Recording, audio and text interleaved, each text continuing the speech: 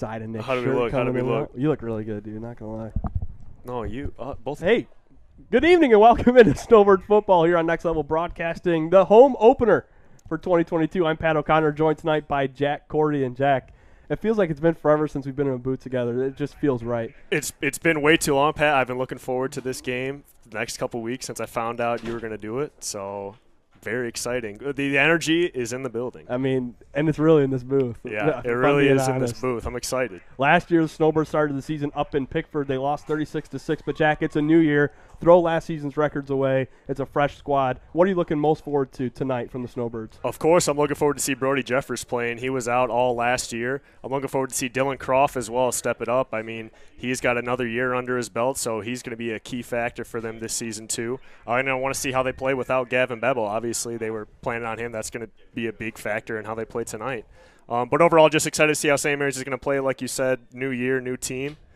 New year, new me. I'm excited for the new guy joining the Next Level Broadcast booth this season. Oh. And folks, this guy is a Snowbird legend, starting quarterback in 2013. And interestingly enough, Jack, and we'll dive right into this all throughout the broadcast, Coach Kevin O'Connell's first season as the head coach of the Snowbirds, this kid was the quarterback.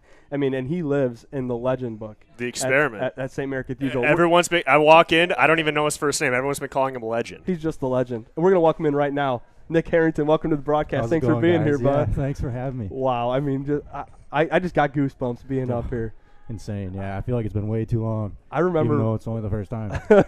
But either way. It feels like you've been here all along, Oh, Nick. Yeah. I remember calling your games way back in the day when I was in high school. I didn't play. They didn't need my athleticism at the time or lack thereof. But, Nick, you were a whole different story, man. Running around on this field. What was it like playing for Coach O?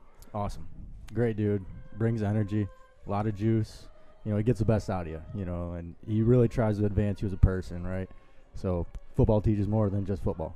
That's for sure. It's a life sport. You know I mean, he's all about that, and these kids are lucky to play for him. 9 seasons, I can't believe. I mean, time really does fly. Jack, you mentioned Gavin Bevel out with that left hand injury, but Brody Jeffers, he's no stranger to the quarterback position. He's been in and out of that position for 3 years now at St. Mary's. You have any lack of confidence in Brody's ability tonight? No, I don't at all, and I know Jeffers doesn't either. I know his team is counting on him too. Yeah, like we talked about, he came out game 1 last year. It's his senior year now, so very excited to see what he's got. We know he's going to be handling the ball the majority of the time tonight. He's totally ready for it. It's his senior year. It's really do or die. I mean, Harrington, senior year, dude. I mean, you know what it's like under those lights. Your senior year, there's nothing like it. Gotta get after it. It's the last chance, man. You know, play every play like it's your last and get after it. That's all I can say. And I'm looking forward to see the new offensive and defensive line for St. Mary's. I mean, those guys are always changing, so looking forward to see the new faces in there. There's a lot to talk about, especially with that offensive line. Coach O'Connell's super excited about it. He's got some linebackers that he's excited about. We'll dive into all that and more on the other side of this break. This is the Just Wood and Steel pregame show. We're back in just a few with St. Mary's football on Next Level Broadcasting.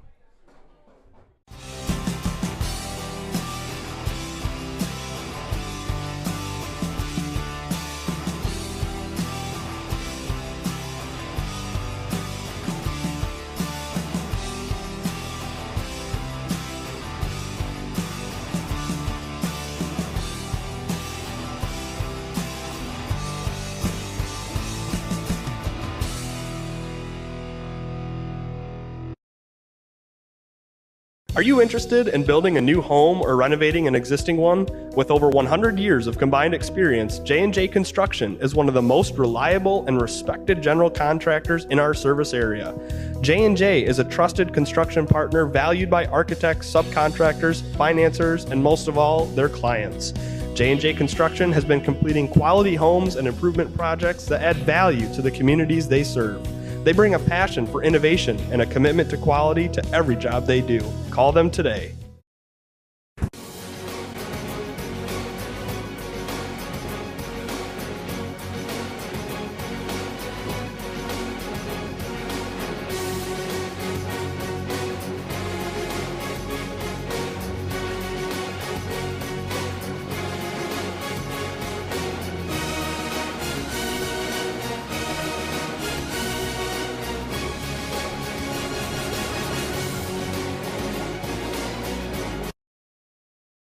Vision Source and Gaylord Eye Care are proud to be offering their services to local communities across northern Michigan.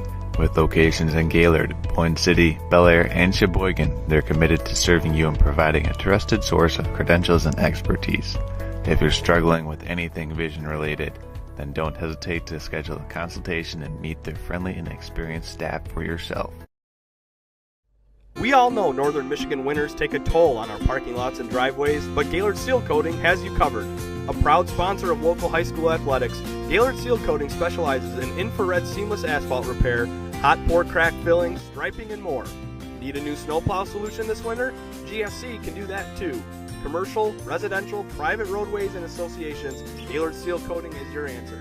Give them a call today at 989-732-5003. I'm Ryan Beningo, but you might know me for my business, Professional Seamless Gutters, where we specialize in, you guessed it, everything gutters. New installation, replacements, cleaning, leaf guards, rain chains, and much more. But unlike many service providers, when you call Professional Seamless Gutters, you get me, Orion, not some bum intern or call center recording. So when you're contemplating any services regarding the gutters on your home or pole barn, think Professional Seamless Gutters.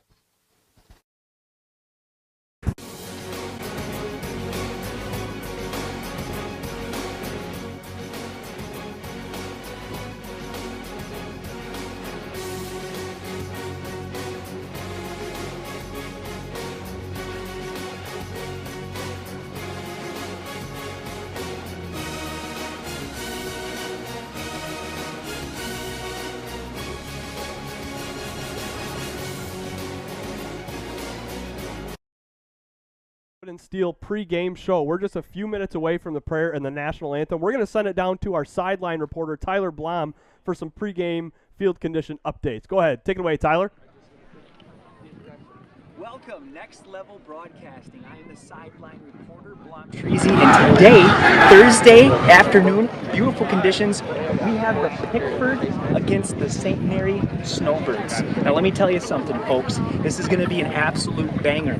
We got a bunch of grown men down there, 6'2", 250 pounds, 6'1", 200 pounds, 170, 6'2", ridiculous. Lots of size on that team. And then you come down here and you see the home team, a home team that has about 11 seniors on it. Lots of maturity, lots of speed. You gotta be fast if you want to be strong, right? And then let's talk about this field condition right here, okay? So we've got perfect conditions. It's clear weather. It's beautiful, comfortable watching weather. It shouldn't be too much impeding with the performance. So I'm excited to get into this action, and right back up to you guys.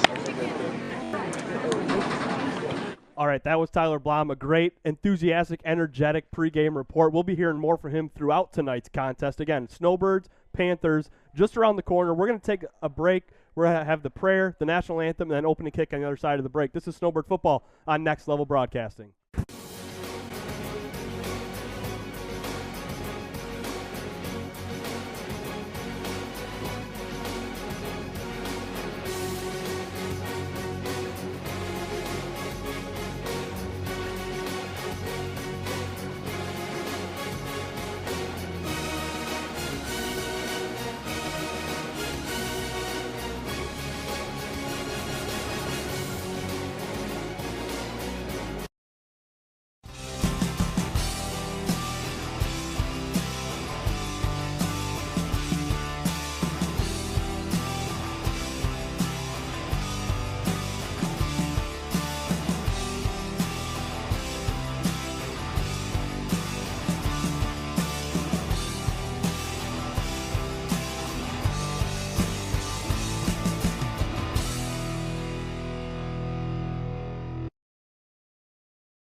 Are you interested in building a new home or renovating an existing one?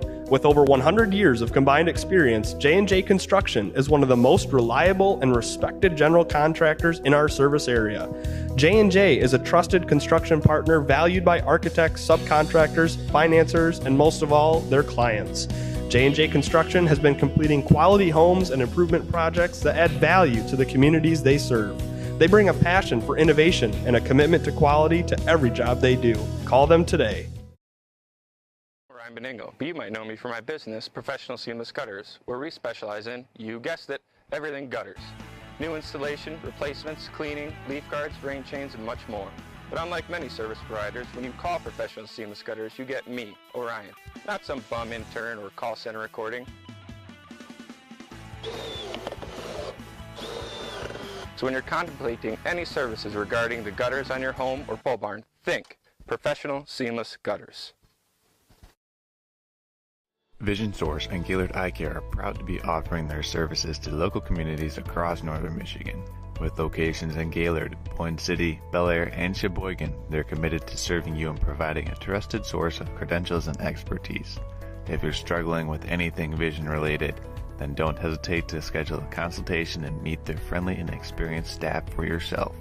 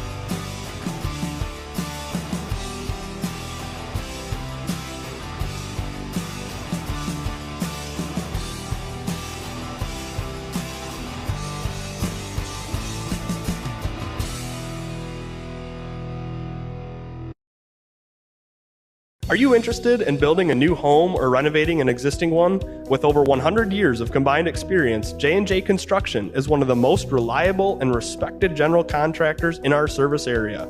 J&J is a trusted construction partner valued by architects, subcontractors, financiers, and most of all, their clients.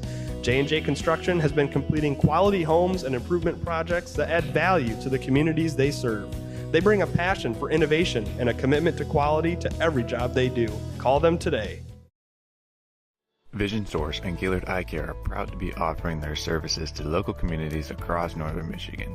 With locations in Gaylord, Point City, Bel Air, and Sheboygan, they're committed to serving you and providing a trusted source of credentials and expertise. If you're struggling with anything vision related, then don't hesitate to schedule a consultation and meet their friendly and experienced staff for yourself.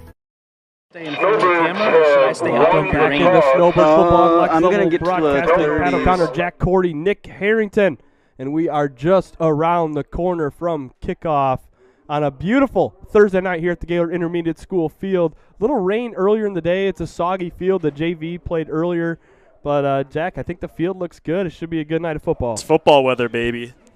Perfect night. Perfect night. Conditions are great. Lights are on. It's going to be some good football. St. Mary's looking to get redemption from last year. Sometimes these early August or these late August games, you can get like 85 and humid and hot, but this feels like kind of a mid-October, early October type game. Harrington, how would you like to play in conditions like this tonight? Looks like 204 tutties, so it would be nice, tell you that. Yeah, the muggy part of the beginning is just, that's the grind, the dog days. Well, I think those are behind us. I did not see who won the coin toss. It looks like the Snowbirds will be kicking off. They have the ball in their hands. Coach Pat Keck out there coordinating the special teams, and we'll get a taste early, I think, of this running back duo, Braden Altoff and Seth Miller. And we saw in warm-ups, guys, Braden Altoff, this 21, this senior, he looks like he's going to be a heck of a player for the Panthers tonight. Yeah, he dominated last year, played really well. Looking to carry the load from what we've heard on our scouting report for the Panthers. And Coach O'Connell's key for tonight, he talked about how good his defense has been in practices leading up to this game, so we're going to see the first look at the St. Mary's defense. What are the odds on an onside kick here, Harrington? Whew, pretty good. That's a Coach O'Connell likes Pretty it, doesn't good, he? pretty good. Lake Palanta will kick it off for the Snowbirds. Ian Oliver to his left. There's a little 20-yard kick fielded there and taken on a knee by Braylon Rounds, and that's where the Panthers will take over. About their 39-yard line will be 1st and 10 for Pickford, and we'll see what this Snowbird defense is made of. Again, Coach O'Connell is really high on both his defensive and offensive line, so those big boys up front I'm looking at right now, like Riley Bright, he looks huge out there, number 21, eating up the middle of that defensive line for St. Mary's. Yeah, and he's a senior now, right, Pat? I believe he is, yes. He is. Man, I remember coaching that kid when he was in middle school. When he was in middle school balling. Now he is a man out here. Let's see what St. Mary's has got. Althoff has it on the direct snap. Up the middle he goes for about 6, maybe 7, taken down by Joseph O'Connell, the junior linebacker. Donovan Bloost in there at the free safety corner spot. He's going to be coming down full speed and laying some hits. That's a kid that has put on so much muscle in the last 2 years in weight. Like 2 years ago, he just looked like a puny little kid, and you see him now, and Donovan looks ripped. Expect a lot from him on defense. 2nd and 4 for Pickford, just shy of the Snowbird 50-yard line. Another keeper for Pickford up near the first down marker. I think he'll stretch enough for it. Again, it was Braden Althoff, the senior quarterback, on the keep. We'll see where they spot it. Maybe about a half yard short, so it'll be 3rd down. Might take a few plays here for St. Mary's to figure out this offense. I mean, you know what it's going to be? It's going to be Althoff, till they go to the fullback up the middle or a reverse. But it's a good offense. That's Althoff with Seth Miller to his right. 5 down on the offensive line for the Panthers. Althoff hands it up the middle and swallow up. Ball's on the ground. Oh, yeah. I think he fell back on it, though. He did, but it's going to be 4th down and short. Trouble with the handoff there between Althoff and Miller. That first handoff of the year, Nick, when you were QBN, did you ever have like those first game jitters when you went to hand off to your running back? It's tough, yeah, but it's something that you practice all training camp, all summer even, so you get used to it. Does the idea of 8-man football excite you, Harrington, with being a player of your speed and quickness? You gotta. I mean, how do you feel like that compared to 11-man? Football's football.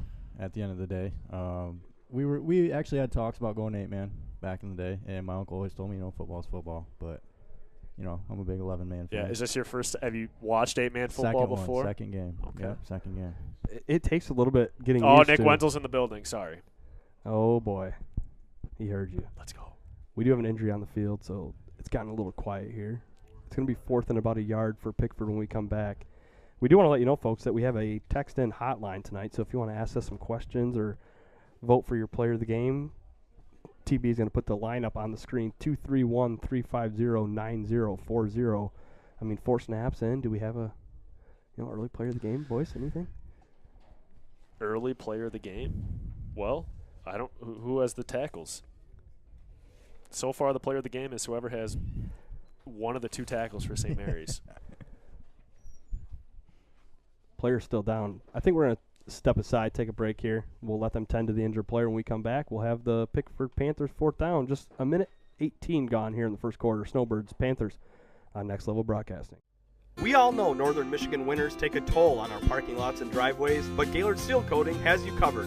A proud sponsor of local high school athletics, Gaylord Seal Coating specializes in infrared seamless asphalt repair, hot pour crack filling, striping, and more.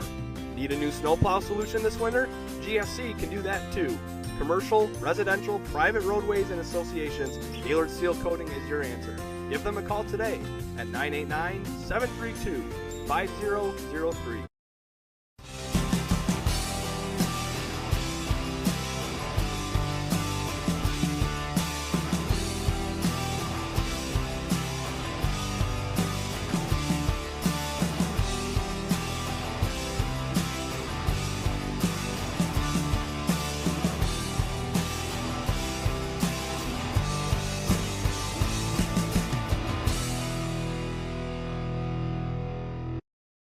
Welcome back into Next Level Broadcasting. Injured Panther down with 69, Caleb Rado. He just got up and he's limping off the field under the help from some coaches. We're going to take this opportunity to read some ads. We want to thank J&J Construction. Home renovation projects can be tricky, and oftentimes we can get overwhelmed with trying to do it ourselves. That's where the pros of J&J come in with years of experience. Trust your building needs to J&J Construction. Professional seamless gutters. Your home gutters are always there when you need them to be. So is our good friend Orion Beningo, and that's why he started Professional Seamless Gutters. They offer fast and experienced service and real-time quotes. But wait, there's more. They'll actually answer your phone call. That's Professional Seamless Gutters at 989-619-3407, and tell them the folks from Next Level Broadcasting sent you. Man, Orion does some good work, boys. Oh, sorry. Let me get your mics on. He does. I mean, anyone in town looking for gutters, OB. No question. I don't even need him out there. He's got. I just kind of want him. Right. Yeah. All right. Big 4th down for the Snowbirds. 4th and 1. That's the 50-yard line you're looking at. Caleb Radel was a key player for us, too, so let's see how the Panthers play without him. Braylon Rounds goes under center now for the Panthers. First time. Tries to get the Snowbirds to jump off sides. They're not moving, and now they're going to call a timeout. Great discipline there for the Snowbirds up front, and their coaching staff is excited about that. That's just good discipline. And I don't know, St. Mary's last year and the year before would have definitely jumped off sides. So great job, St. Mary's. Improvement right there. You have to wonder during that injury timeout if one of the coaches said to that group, they might try the hard count, so just wait for it. Watch the ball. Yep. You know they're going to snap it here. So 4th and 1. Blues back deep. Now they're setting up to punt. No way they punt. That's what they're setting up for. Midfield, Braden Outlaw is back there, standing as 35, kicks up from the 40, line drive kick, end over end to the left side, and it's going to go out of bounds around the 20-yard line of the Snowbirds. So, hey. I'm surprised that on the first drive they don't go for it on 4th and short. I mean, that says a lot about St. Mary's defense and what Pickford's game plan was coming into this. Well, and it might say a lot about that injury that they just sustained with Caleb Radel going off the sideline. I mean, he was up front pushing bodies for them. So Brody Jeffers will take the field at quarterback. Here we go. We're excited. Let's see what St. Mary's has got. Dylan Croft, 18. Keep an eye on him. Keep an eye on that offensive line. Those big bodies going across. I mean, they look big. Croft, fellas. 24. Keister, 18. Jeffers. By right himself away. in the backfield, going deep, up the middle to Blues. Oh, let's go, baby! He's got it. Blues almost breaks a tackle right at the 50. You know, I talked to Coach O'Connell yesterday morning, and he said, I think our first play, we're going deep to Blues. He said, I'm not sure, but I think we will, and it executed to perfection. Brody had plenty of time, and he hit Donovan over the middle. Great throw. Great throw. Right away before the broadcast, Pat says, hey, don't interrupt my calls. I get way too excited first play. Sorry, Pat. I'm just going to have to mute your mic next time. That's just where we're at. Fair enough. 1st and 10 Snowbirds at the 40-yard line. They send Croft in motion. Jeffers steps back. He's chased out of there, whipped around, breaks a tackle, stays on his feet, gets to the line of scrimmage, and that's a miracle. He didn't lose 7 yards. He gained about 3. It looked like he was wrapped up and stone cold in the backfield, but he's able to break a few tackles. If Jeffers was able to get rid of that ball, he had Blust and Croft, and no one within 10 yards of him. I think he debated to throw it there for a second. What's that like as a quarterback, Carrington, rolling out in the pocket, guys rushing you? I mean, that decision is made quick. Yeah, I mean, I've thrown a few up that weren't where I wanted them to go. So went to a guy in a wrong jersey. I respect that right there. Get the yards and you can get them. Croft lines up this time behind Jeffers. 5 offensive linemen down for St. Mary's. Donnie Blues goes in motion to the left side. 2nd and a long 6. Jeffers has it. The give is to Croft. Up the left side. Breaks a tackle. And another one. A spin down to the 35. And Dylan Croft makes his way down to the 25-yard line of the Panthers. Nice running there by Croft, a junior now. Already got 2 years under his belt. Running really well right there. Driving down the field nicely for St. Mary's right now. Coach O'Connell was telling me yesterday he had a conversation with Dylan after last week's scrimmage, and he said, Dylan, you want me to throw you the ball 4 or 5 times a game, or do you want to run it 20? And he goes, Coach, I want to run the ball. So he's hungry to get it. Jeffers looks to his right, looks to pass. Donovan Blues is open, but he drops it. The throw might have been just a little bit long. Donnie had some room to run up the right sideline, but it'll be 2nd and 10. I love seeing this passing early from the Snowbirds. It just shows that how confident they are in their quarterback, Brody Jeffers, their receivers, their offensive line. I was going to say, it's very tough to pass an 8-man. I think it says a lot about these 5 guys up front. I mean, Brody's obviously elusive. We've already seen it, but Coach O'Connell is really confident in this group up front to give Brody the time he needs. 2nd and 10, 9.5 to go. The give is to Croft up the middle, and Pickford's all over it. First in there for the Panthers was 65, Garrett Orsborn. And it's going to be 3rd and long for St. Mary's. Again, right up about the 25-yard line of the Panthers. Yeah, the hole was there, but it closed quickly with Panthers coming in and ganging up on Croft.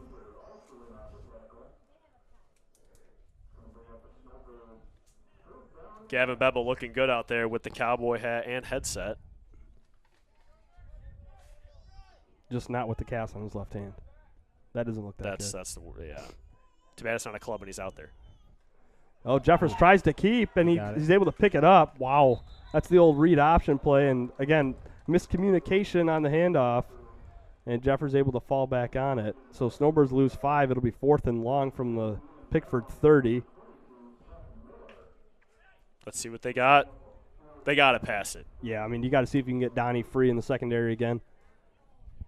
And Blues made some big catches last year. I mean, Yeah. he's not the biggest guy out there, but he sure is good at finding the high point over guys and mossing them, as the kids would say. They split Croft and Bloost out to the right side. Jeffers alone in the backfield. He looks over to the right. Bloost over the middle. It is knocked away, incomplete. Good defense there from 33, Kale Maciag. And the Panthers will take over on downs at their own 35. So the Snowbirds, big offensive play to start that drive, and then they stall. And it looked like they had him right there, too, just a little behind him.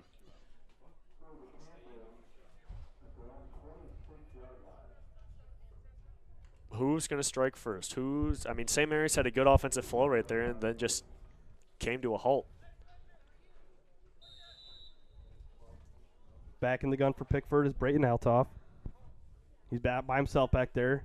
Run up the right side. Breaking free from the blocker was Dylan Croft and makes the play, but not before Altoff gets about 5 for Pickford. Nice job there by Croft. Did his job. Shed the blocker, kept contained, and made the tackle. But Altoff, I mean, he's getting 1 or 2 yards forward once contact is made. Looking at these linebackers, St. Mary's, Dylan Croft, Joseph O'Connell, and Brody Jeffers. There's just a lot of speed, a lot of physicality in that linebacking core. Altoff again, this time rolls to his left. He's trying to run. Jeffers is out there, but a nice play again. Dylan Croft on the far side, showing his speed and making the play. It's going to be 3rd and 5. This might be a defensive battle here, boys.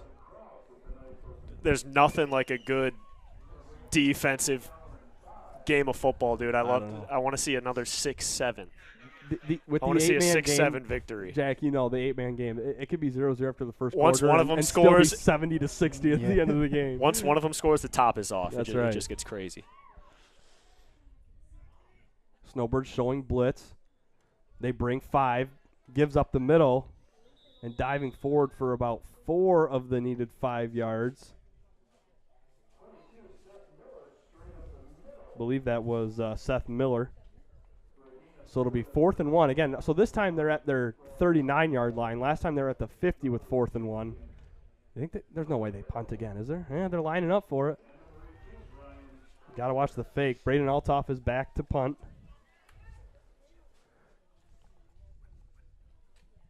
And he does boot it. A high end-over-end kick. Donovan Blues is back to receive it. He's got it at his 35. Donovan tries to run over a couple Panthers, but he's wrapped up at the Snowbird 37-yard line, and that's where the Snowbirds will take over on offense. And during the change of possession, we'll thank some more of our sponsors tonight. Yes, sir, and that's the Gaylord Eye Care Center. Vision Source and Gaylord Eye Care Center wants to keep you at the top of your game. Trust your eyesight to the friendly and experienced staff at Gaylord Eye Center, with 4 locations in Bel Air, Boyne City, Sheboygan, and right here in Gaylord. That's the Gaylord Eye Care Center. Just Wood and Steel. Michiganders, we like to have our outdoor toys, meaning 4x4s, ATVs, side-by-sides, campers, trailers, and much more. Often we don't consider how to store our vehicles, but Just Wood and Steel makes it easy. With pole barns, metal frames, and sheds built to your specifications, when choosing a company to build your pole barn or enclosure, go with what's real. Go with Just Wood and Steel. We got a delay game call there. Is that what that was? Delay a game on the Snowbirds. You never like to do that after a change of possession. Get the play out there and go run it. Yeah, how do you think Coach O'Connell's taking that one, Nick? He's probably not liking it. He's probably not digging that. Jeffers in the gun. This time 3 offensive linemen for the Snowbirds. Back to pass. A little swing pass to Croft. Oh, nice one-handed play for Dylan Croft. That would have been a fumble. It was a backwards pass, but Dylan hauled it in with that big right paw, and he's able to pick up a few for the Snowbirds. Sweet snag. Also, Dylan Croft, tough guy, no gloves. That's a tough guy move right there. He's out here working. He's working hard. If only he had just the taped wrists, he'd be the ultimate tough guy. He plays tailback, but, I mean, he's really built like a fullback. You know, in the 11-man game, he's a fullback. Yeah. Just give him a neck roll. Trouble with the snap, Brody Jeffers, and that play goes nowhere. And there's another Panther that's down. I think it's Jaron Soltner.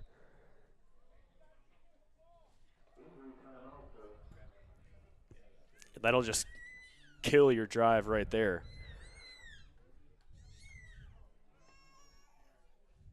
He's able to walk it off at least. Yeah, Soltner's going to get off. Looks like under his own power.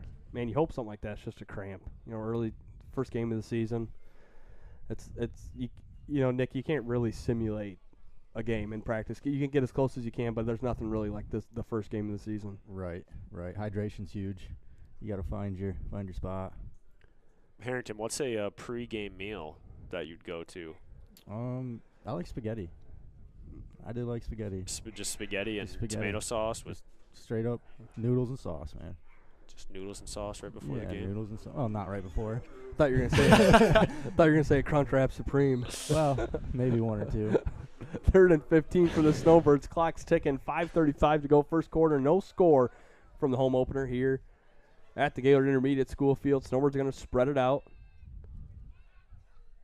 Jeffers has it. Fakes the handoff. He's going to keep it himself, but the Panthers are in the backfield immediately, and it's going to be 4th and about 17. Snowbirds just went backwards on this drive.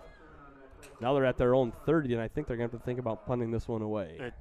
It's almost like there's just too much time in that read right there. It's given time for the Panthers to break through, and there's nowhere for Jeffers to really go.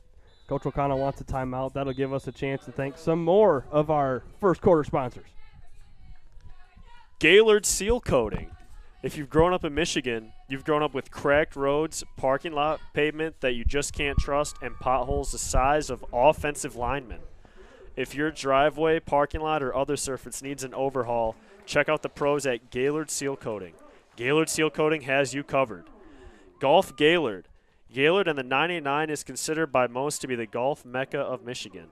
And whether you're looking for a new set of clubs or in need of fixing your slice, Gaylord Golf is your destination, where you can browse a wide variety of items and get lessons from their experienced staff. That's Golf Gaylord. Are you Harrington, golf player at all? Yeah, not very well, but I enjoy the game. Pat? Yeah, same. Same. Jack? I'm definitely not good. Jeffers back. He is going to kick it. Nice line drive kick up the right sideline. And Good it takes a bounce. nice snowbird bounce, and it finally hops out of bounds around the 31-yard line of the Panthers. And so back and forth we go. You're right, Jack. So far, low-scoring game. No points on the board over halfway through this first quarter. Both teams' first game. UP, Lower Peninsula battle. Both teams just trying to figure each other out right now. But in this, and I mean, it only takes a couple missed tackles, and you can score 6 pretty fast. Absolutely. Or a missed handoff and your drive's ruined, a bad penalty, the drive's over. One of these teams has got to get a clean drive. It's Altoff in the gun for the Panthers. Going in motion is Seth Miller. He's going to get it up the middle. Cuts upfield, but no room to work. Dylan Croft gets up from the bottom of the pile. 16 for the Snowbirds was in there as well. Or that was 18, Brian Keister getting in there and filling some space. Really no gain for Miller. In the middle right there, that's Noah Hill, a senior. He's returning for the Snowbirds. He's a beast. Up there as well, as we talked about before, Riley Bright. Brian Keister, down lineman as well. Those are the 3 down linemen on the defensive side. Miller in motion again. This time, Altoff keeps it, looks to throw. A little toss play. Donovan, what a hit. It's going to be an incomplete pass. Donovan Blust and Brody Jeffers met the intended receiver, Cale Masiak. And Donovan was running from 12 yards away to get that hit. And he made a great read right there. He had a receiver going deep, was backing up on him and came up. Nice job right there. Also, Brett Koshoniak, the junior, rushing Altoff, forcing him to make that throw. Big hit. But this is just a different St. Mary's team already. I mean, the energy is much better already compared to last year. I got to pull that up on my phone. I got to watch that hit again. That was too good. Altoff back to pass. Not a ton of time. Over the middle. Donovan Blust got it! Interception. Donovan Blust, the center fielder of the Snowbird baseball team, gets the first pick and the first turnover of the Snowbirds 2022 season. New year, new Blust, making plays left and right. He weed whipped all this morning. You know he's ready to go. Yeah, his dad was in here saying I put Donovan to work today. Well, I mean, that's great by him. What about you, Harrington? I know if more happened when we would have basketball games. Like if we had a snow day, please just cancel the game because I'm worthless for that game. Dead legs. You sit around. Yep. Got to get out there and weed whip, I got to say, watching that previous hit, I think that was a catch and a fumble. They called it an incomplete pass. That's what it looked like to me, but and folks, you can turn this back on your screens too. Donovan Blues. Oh, that's so close. Oh my goodness. Great hit. 4:09 to go first quarter. Don't tell us another delay a game. Well, what's going on here? We got to get on the same page. Dave Kuznicki's going to go talk to that back judge because they didn't signal the ready for play. I'm wondering if the count was off. I think the count was off. And that's just. All right, we're going to send it down to Tyler Baum on the sideline. Give us a little update.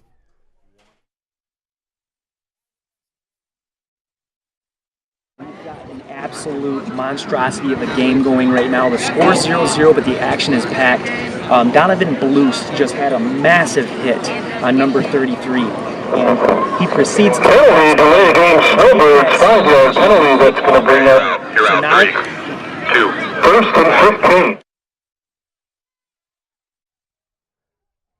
Jeffers on the keeper for the Snowbirds. Thanks, Tyler, for that sideline report. I have no idea what he said, folks, so hopefully it was good. I'm sure it was. Please let us know in the comments what he said, folks. Yeah, shoot us a note on that text-in line. Again, 231-350-9040. Snowbirds going with the hurry up. Jeffers on the keeper again. Spins off a tackle. Look at him go. Bounces around. It's going to be 3rd and about 2, maybe 3rd and 3 for St. Mary's. Another big boy up there for St. Mary's, number 62, Nate Starsenich.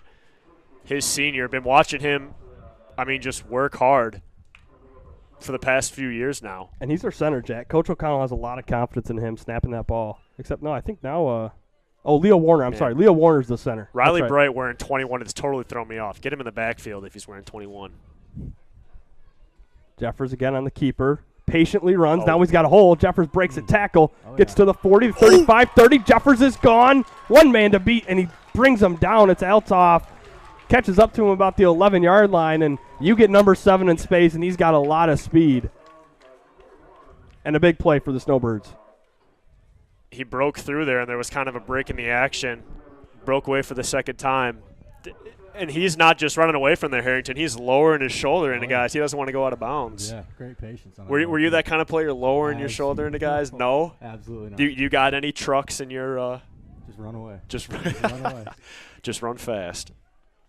There was a pancake block, guys. We just watched it back. Noah Hill absolutely flattened the defensive tackle on that play. That was, man, if IHOP was a sponsor, he'd get a free dozen pancakes tomorrow morning because that was a heck of a pancake block.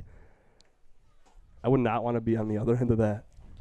So that's a 3 in the middle there then, right? We got Starsenich, Noah Hill, and another senior, Leo Warner. Yeah, and then you have Riley Bright at left tackle and Brian Keister on the right side. There's a lot of big bodies. You don't see a ton of 8-man teams built like this St. Mary's team. They have 2nd and 8.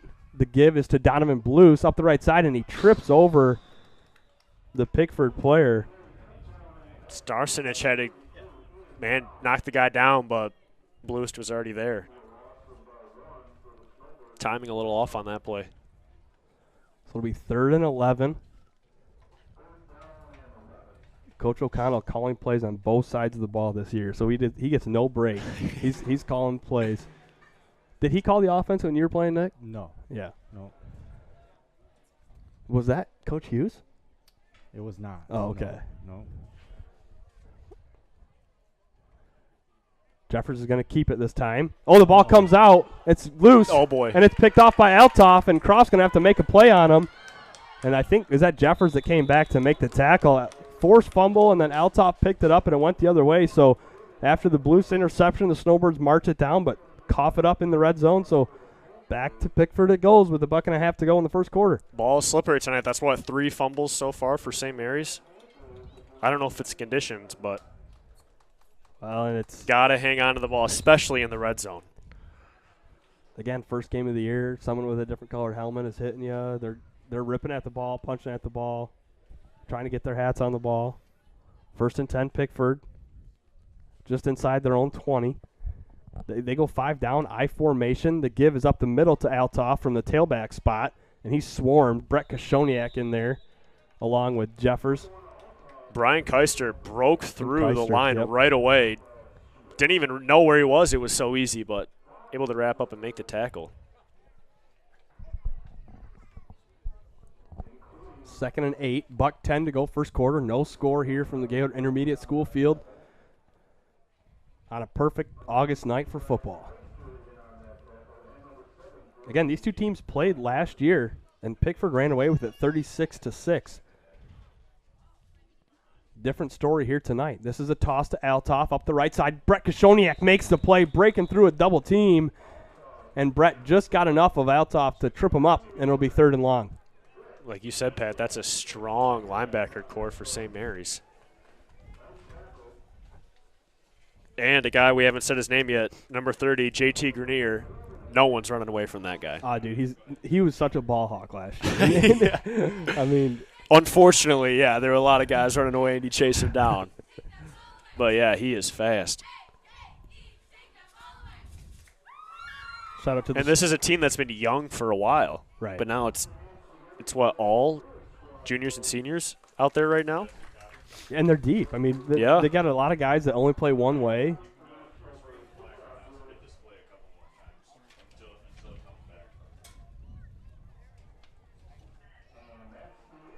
All right. End of the first quarter officially. Snowbird 0, Panther 0. We're back in 60 seconds with Snowbird football on Next Level Broadcasting. We all know Northern Michigan winters take a toll on our parking lots and driveways, but Gaylord Seal Coating has you covered. A proud sponsor of local high school athletics, Gaylord Seal Coating specializes in infrared seamless asphalt repair, hot pour crack filling, striping, and more. Need a new snowplow solution this winter? GSC can do that too. Commercial, residential, private roadways, and associations, Gaylord Seal Coating is your answer. Give them a call today at 989-732-5003.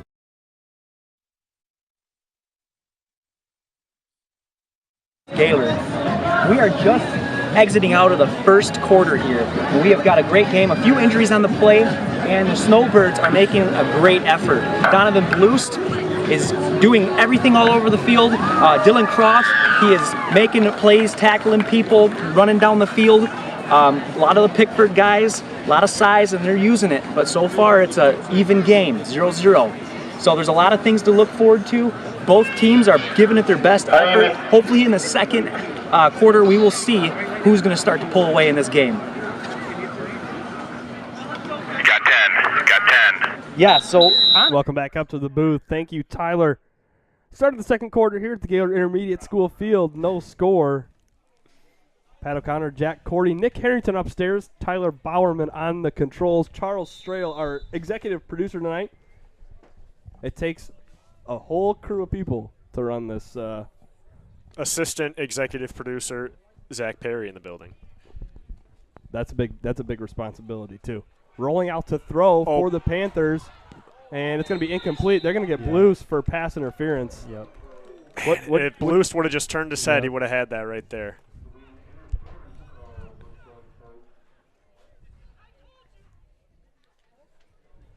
I mean, yeah, it's pretty obvious when you're on an island back there and you make the contact. Yeah. You're not going to get away with that. If it's one-on-one, the whole stadium is watching. Yeah.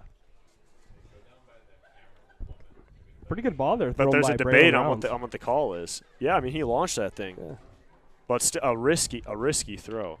Remember, that was 3rd and long, so that pass interference will give Pickford the first down.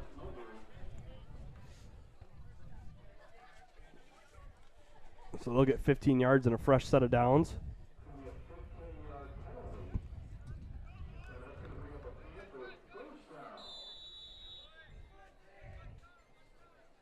First and 10, Pickford at their 38-yard line.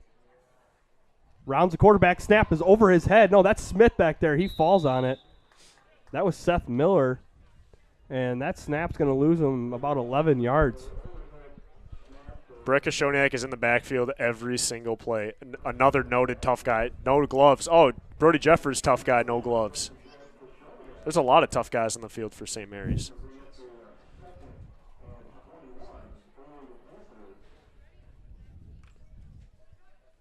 Now, Harrington, when you played, did you go no gloves? Did you go one glove on the one hand, no glove on the other? No gloves. No gloves. No gloves. Tough guy.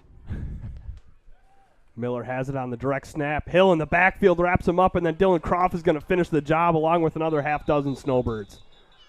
That's some good gang tackling, fellas. They're looking really good, Pat, especially against a Pickford team, which you know plays very well each year.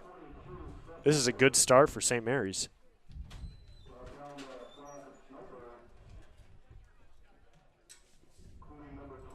Brian Keister squeezing that left hand a little bit. Noah Hill just blew up the right side of that Pickford offensive line there. There was no time. And Noah Hill, is he from Alba? Or, I mean, Boyne Falls, that's what it is. That's right. Beast. Altoff back at the quarterback position. He's going to look to pass. Looks to his left. Now up the middle. Wide open in the middle of the field. To the 10, the 5, and a touchdown. Blown coverage for the Snowbirds. Kale Masiag out of nowhere up the middle. And it's 6-0 Panthers. The Birds, all they keyed in on that left side there on the receiver going deep. And that was Masiag. Masiag running free. The junior. No one even close. JT Grenier almost caught up to him, but man. Nice strike there by Pickford. And that was on, what, 3rd and forever, too? Yeah, he can't let that happen. He came off the left side. Brody Jeffers and Donovan Blues went to the left flat, and then they just left Masiag wide open in the middle of the field. They didn't even see him coming out of the backfield. Going for 2 is Altoff, and he's in for the 2-point conversion. So the first score of the 2022 season goes to the Pickford Panthers, and it's 8-0 Pickford just under 2 minutes into our second quarter.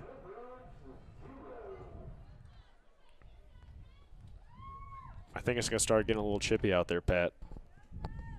Well, once that score happens. Yeah, both teams are wanting to play.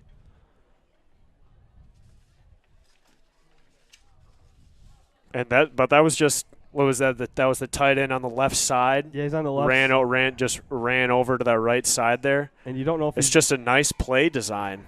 I mean, it's just a nice play design. And that's the first time that we've seen him have 3 receivers go out, and they just were not accounted for. But even then, it's 3rd and forever. Right. You gotta be back.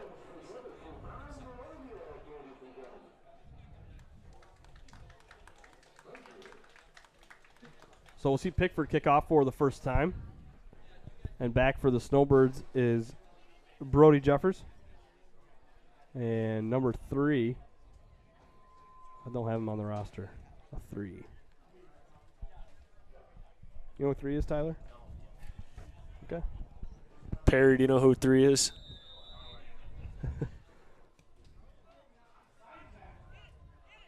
And they will kick it out of bounds. Nice flag toss by the ref there. He's in. Oh, if I was a ref, I'd be throwing that flag as far as I could. That's good to know. Why don't you start training for that, Jack? Train to ref? They're low on refs. Well, I would just want to throw the flag. I don't want to get yelled at by the fans. But actually, I run the men's league in town at the community center, and I was a referee for that, and that wasn't too bad. I mean, so you have experience. I have experience, yeah, but not with football. Not with football, but if I was doing that, I would not be up here with you, Pat. Jeffers, quarterback keeper, just nowhere to go. Altoff was all over that off the left edge. Seems like a lot of these snaps are just like a little bit too slow. Like they're not crisp snaps getting to Jeffers quick enough. I don't know. Nick, what do you think about that observation? I don't know. Timing's definitely off. Timing's off. Yeah, plays aren't developing fast enough. Well, they haven't really thrown the ball or had success throwing the ball since that first drive. This time it's Croft behind Jeffers, and he gets it. And just nowhere to go. Nice play there from Garrett Orsborn. And it's going to be 3rd and 12 for St. Mary's. 9:24 to go, second quarter. Now you're in a pretty obvious passing situation here. They're going to hand it off, though, to Dylan Croft. That's what I get for saying obvious pass. And Croft has a first down and more for the Snowbirds, dragging a defender with him. Nice. Over the 50-yard line. Nice run there by Croft. Isn't that how it always goes, Pat? You think it's going to be a definite pass? And Well, credit to... it looked like they ran the same play. Yeah. It looks like that was a power run. They had two guys pulling right there. Credit to TB. I said obvious run pass situation. He's shaking his head like, no, they're going to run it. So he's all over it, though. Another handoff here for Croft. Nothing there. Panthers were all over it. Ian Brown, the sophomore, in there first for Pickford.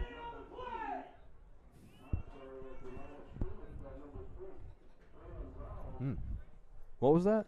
Don't know what the call was there. Someone was not happy about something that transpired on the previous play. Maybe it was that Dylan Croft did not get a touchdown. 2nd and 10. Oh, what do we got?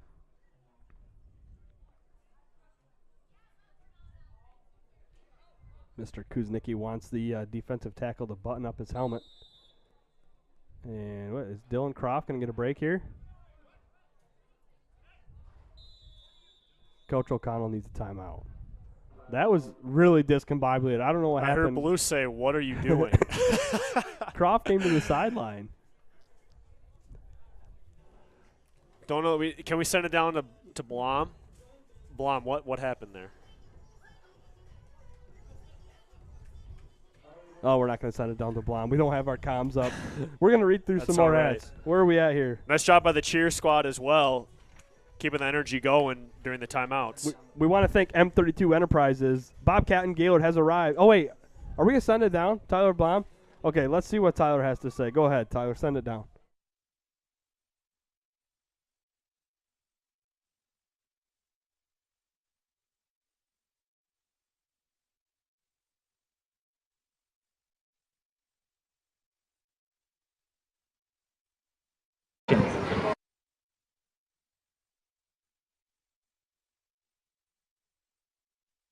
All right, little technical difficulties there with Tyler. Hey, that sideline reporter, we're just trying to work it out. Right now, it's not quite next level. But when it works, it will be. Nice job, Donnie Blues. Breaks 2 tacklers in the backfield. Gets some positive yardage. It's going to be 3rd and 6 for the Snowbirds. 8:10 to play in the second quarter. Snowbirds looking to answer the Pickford touchdown. I like Donovan Blues coming out of the backfield, too. He's got that speed. Coach O'Connell says he's the fastest kid on the team. And you know he wants to run someone over more than anyone else out there. But why is Croft still on the sideline? He might need just a mental reset. Honestly, I'm not sure. Or maybe he's battling a little injury. I'm not sure. It looks like he's ready to go though. I think he's ready to go. Blues has it going to the right side. Nice tackle again from Ian Brown, the sophomore. Looked like Blues was going to fall forward, but like you said, Brown dragged him backwards. 4th and what's that? 5 right there. 7:20 to play. This is a big 4th down conversion. You can't get Pickford the ball back after they scored that touchdown.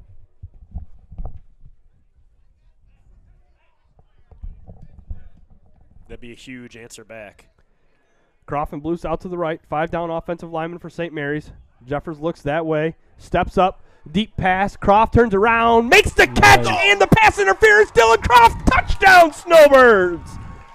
What a play. Dylan Croft battling through the pass interference. Bringing it down. Turning it around. And running it into the end zone for 6. Will decline the penalty. Take the touchdown. And the Snowbirds have a chance to tie it with a 2-point conversion. He's got a one-handed snag and now a total moss right there. As the kids do the 2 hands up. What is that? What is that? We can get a replay. You can't see what I'm doing, but nice job there by Dylan Croft. Big play. Way to answer back. High five. Oh, we got a. Yeah, the pass interference. They'll decline that. What a great ball by Brody Jeffers, too. Put it in a perfect spot. Croft went up and got it. Had the presence of mind to turn around. That 2-play little mental break that he had, that sure paid off. Jeez, oh, came in right Pete's. away and got a touchdown. My mind's right, Coach. Snowbirds looking to tie it here. 6:57 to go, second quarter. I think you got to go Jeffers keeper here. He's looking to his right. He's going to throw to Blues, and he's got it for 2. That was easy. Nice play. Good play design. Just Blues quick out, turn and look. I mean, it's only, what, a yard and a half? Great job. Great answer for the Snowbirds. Huge fourth down conversion. They went for it all, and they got it. We want to thank M32 Enterprises. Bobcat in Gaylord has arrived. M32 Enterprises specialize in everything Bobcat equipment. Equipment that works just as hard as you do and as hard as the players on the field. M32 Enterprises, your local authorized full-line Bobcat dealer. Schultz's Marathon Party Store. Snowbirds fans know that the Ski Valley away games mean traveling north on 75. Stop in on your trip to Schultz's Marathon Party Store in Wolverine. Fuel up on snacks, jerkies, and all of the other essentials for the road trip. And Morrell Construction. Morrell Construction is a proud sponsor of tonight's game. A name you know and professionalism you can trust. Nick, did you have any, big, tall, slower, curly-haired receivers that you like to throw to when you were QBing? Oh, man. Any names come to mind? Yeah. What was the name? Chuck? Chucky Smith, was it? No, it started with an S. Oh, was it Charles Strail, our very own executive producer, owner, operator of Next Level Broadcasting and Next Level Sandbag, Charles Strail? Just throw it up. He'll go get it. Wow. That was your motto. Just throw it up. Throw it up and he'll go get it. Kick here for the Snowbirds is fallen on by Sebastian Galentine, the senior, and the Panthers will have it right at the 50-yard line. That ball went to Galentine so perfectly. I mean, that's the ball you hope for on that onside kick. Yeah. So were you back to receive, Harrington, when you were playing too? I mean, did they just have you doing, punt return, kick return? They were like, did you even play defense? Yeah, I played defense. No special teams, unfortunately. Okay. Yeah. Kind of whack, but. Johnny Burkhart, Tyler Blom, and looks like Nick Wenzel also joining that crew right there. Nick Wenzel, he'll join just about any crew. First and 10, Pickford at the 50. Altoff in the gun. He's going to keep it on the run, wrapping him up in the backfield and dragging him down. Riley Bright with his first tackle for loss. He was in there right away. Great job there. He's locked in. You got it.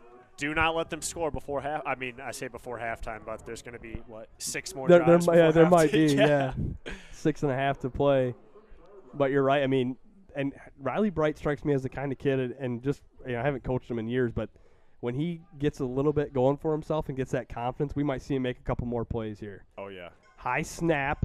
Smith. Oh, what a play, fighting off the block up the left side. Brett Koshoniak. Let's go, baby. Sheds the right tackle, says, get out of here. I'm going to get the quarterback. Dang. This is very nice. I love watching this for St. Mary's. Much better start than last year. I mean, last year, what was it? Basically right away, Jeffers was hurt, and it was just. Yeah, uphill battle. We got another, looks like a timeout right here. Oh, that's nice. They got a water cart. Panthers got a water cart. That's a smart move right there. The only thing and a cart boy, nice. Only thing that'd be cooler is if an animal carted that like thing a around. Panther? Oh, that like a real panther. Nick, you had it, dude. The Panthers. Like the Panthers? Man. That's why we got him on this broadcast. Nice. Jeez, you never The know idea what guy. you're going to find up in the UP. You never know. The DNR says one thing. I don't know. There's Cougars up there, aren't there? Hey, what? Just ask the I'm sure. J&J Construction. Home renovation projects can be tricky, and oftentimes we can get overwhelmed with trying to do it ourselves. That's where the pros of J&J come in. With years of experience, trust your building needs to J&J Construction. Nick, professional seamless gutters. Your home gutters are always there when you need them to be. So is our good friend Orion Beningo, and that's why he started Professional Seamless Gutters. They offer fast and experienced service and real-time quotes. And wait, there's more. They'll actually answer your phone call. That's Professional Seamless Gutters, 989-619-3407.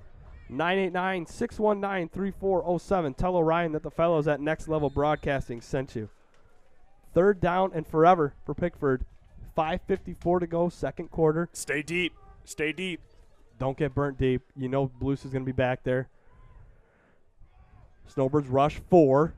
Pass is knocked away. Nice play there.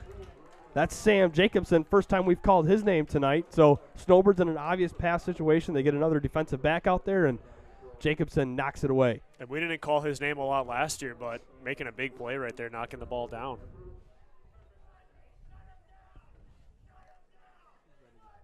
Someone's hyped up there on the sideline, dude. Get me down there. So who was your hype guy when you were playing, Harrington? Who's someone you always look to for the energy? Oh, Coach O'Connell.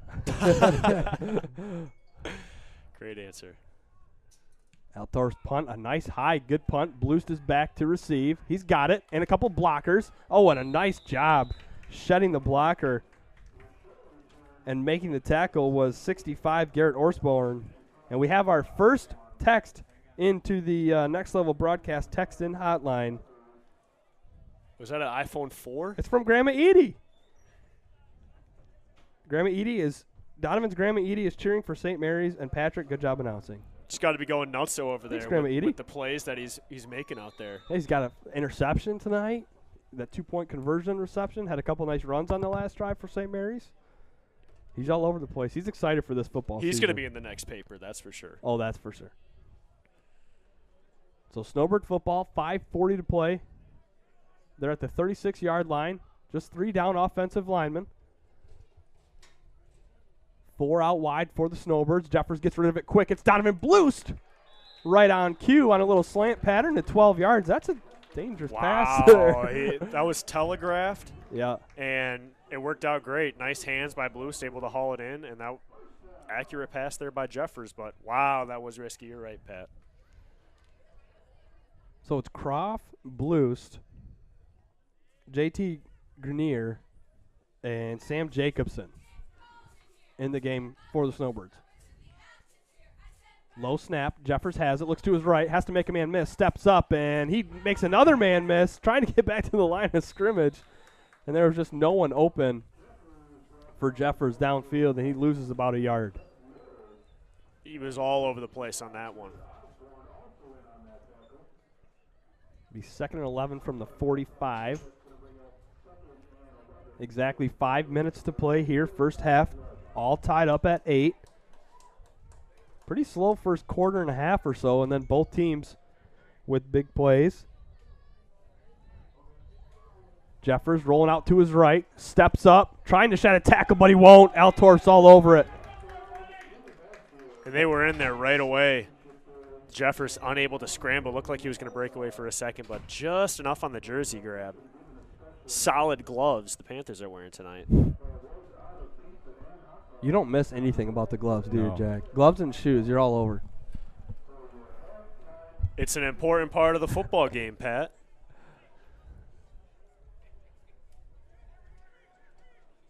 Again, they spread it out.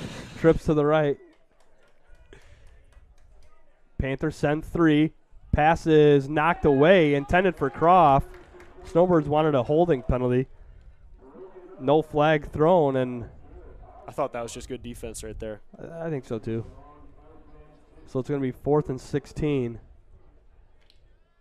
And you certainly don't want to give Pickford the ball here. I think you got to kick this one away.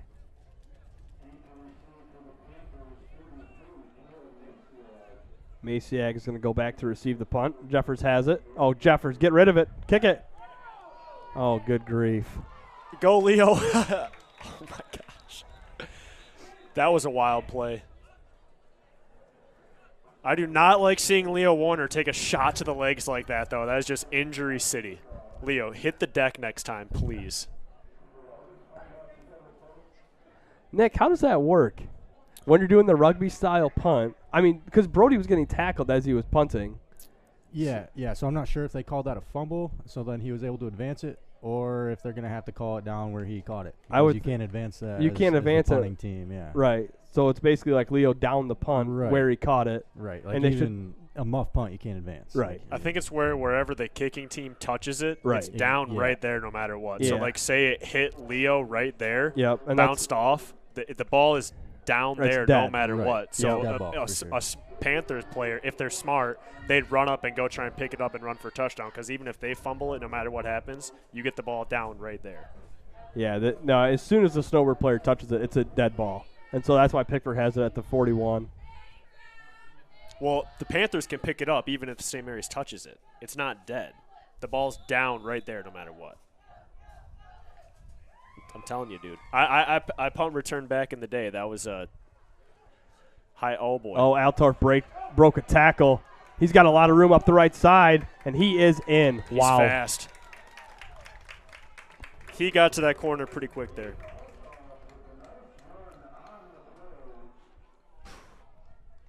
And that's too quick of a score for Pickford right there. Yeah, I mean, jeez. That's a momentum swinger right there. Big time. Gosh, he's fast, though, Altor. I mean, he's just. He hit the hole. Gone. He went. It's an 8-man, though. Once you break through that first line, there's not a lot of guys after that. Altoft again back. Smith up into his left. Low snap. Altoft picks it up, and he's going to get knocked out of bounds. Nice job, Brody Jeffers. Gets him out of bounds, so 2-point conversion, no good. But Altoft does get 6 for the Panthers. 3:50 to go, second quarter. Snowbirds 14, Pickford 8. We're going to step aside for a quick break on Next Level Broadcast. I'm Ryan Beningo, but you might know me for my business, Professional Seamless Gutters, where we specialize in, you guessed it, everything gutters. New installation, replacements, cleaning, leaf guards, rain chains, and much more. But unlike many service providers, when you call Professional Seamless Gutters, you get me, Orion, not some bum intern or call center recording. So when you're contemplating any services regarding the gutters on your home or pole barn, think Professional Seamless Gutters. Welcome back to Snowbird Football on Next Level Broadcasting. Snowbirds 8, Panthers 14 in the season opener here at Gaylord Intermediate School Field. I'm Pat O'Connor, joined by Jack Cordy, Nick Harrington, Tyler Bowerman on the controls tonight. If you want to text the show, we have a hotline. We have an old Charles Strail burner iPhone 5, I think. 231-350-9040. We got a text in. Great game with great commentating. Keep it up, boys, from Mike Decker. Thanks, Mike Decker. Reason the text in hotline. Thanks, Mike Decker. That is the Professional Seamless Gutters text in hotline. So thanks, Orion, for sponsoring our text in hotline. And thank you, Patrick, for turning on Jack and Nick's microphones. Thanks, Orion. Thanks, Mike Decker. Brody Jeffers has it for the Snowbirds on the kick return. And he's going to go down at the 35-yard line. They'll spot him. And the Snowbirds have 3:44. Plenty of time to march down and get a score before halftime. Plenty of time. They started the game they kicked off, so they will receive the second half kick. A score would be huge right here. Yeah, they need a quick response. I just feel dumb for saying that. I mean, obviously. For Pickford, it'd be huge to get a stop right here. I mean, that's pretty much as that's how I feel saying everything. That's pretty much what we're here for, just state the obvious. We're talking nonsense about football right now. Especially when people can see it. Yeah, we know, guys. They threw it. That person, we saw it. Can you just mute them again, please? Most people watch us on mute, I fear. That's Jeffers on the keeper. He gets a few for St. Mary's.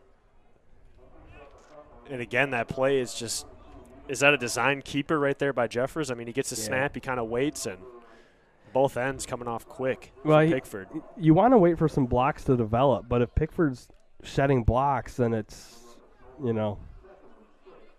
Can't do much about it. No.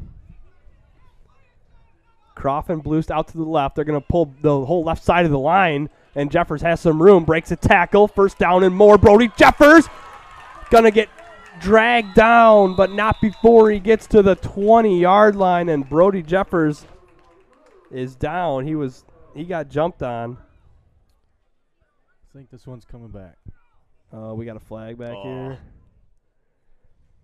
Gotta hope it's just a cramp.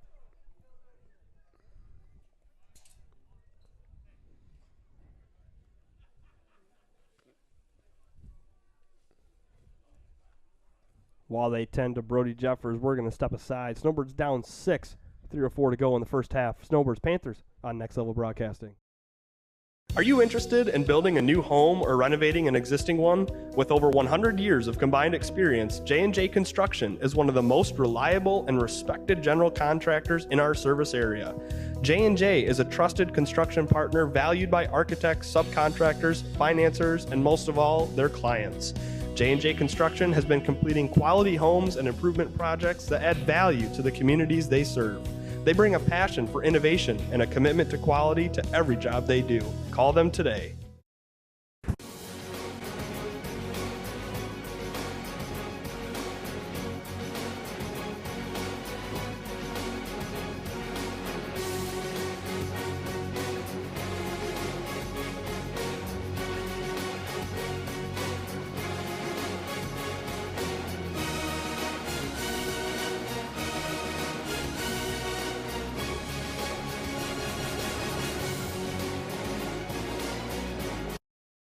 Dylan Croft will take the snap. 10-yard penalty on a hold brings that Jeffers run back.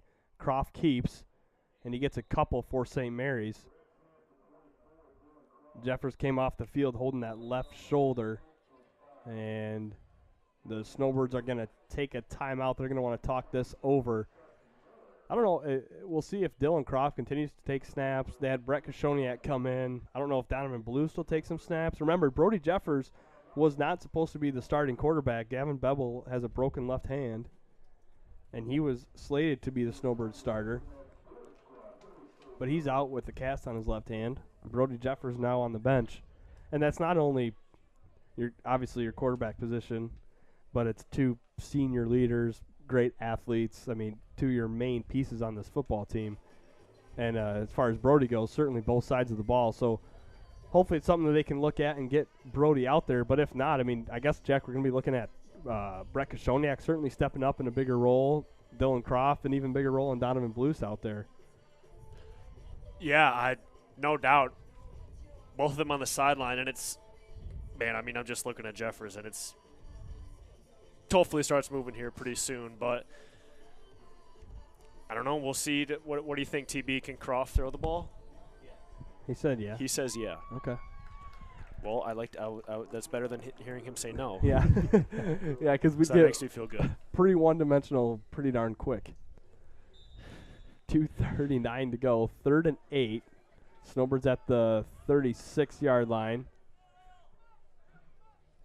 Croft will run it this time, and he has a little bit of room. Croft makes one man miss, and he's going to be real close to that first down marker. The marker's at the 45, and I think he might be marked just, half yard short. This might be something where, yeah, the nose of the football's on the 45, but the first down marker is just on the opposite side of it.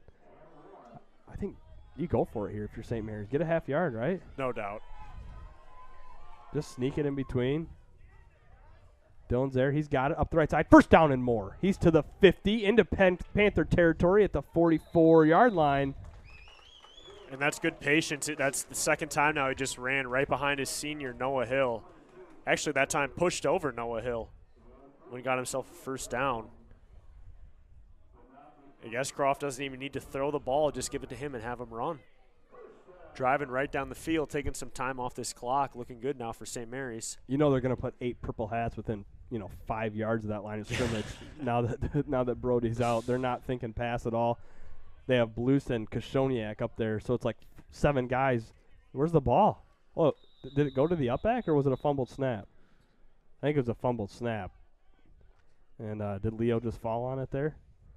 Yeah, he came up with the ball. It happened so quick I missed it. Okay, second down. 1:20 to go.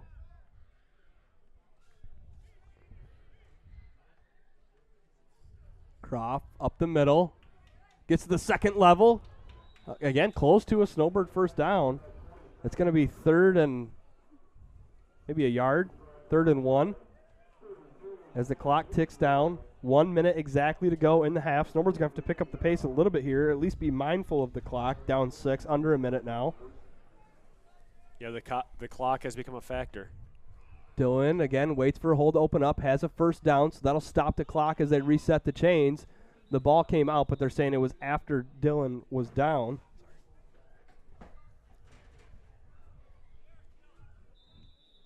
and we have an injured Panther down. Is that Altoft?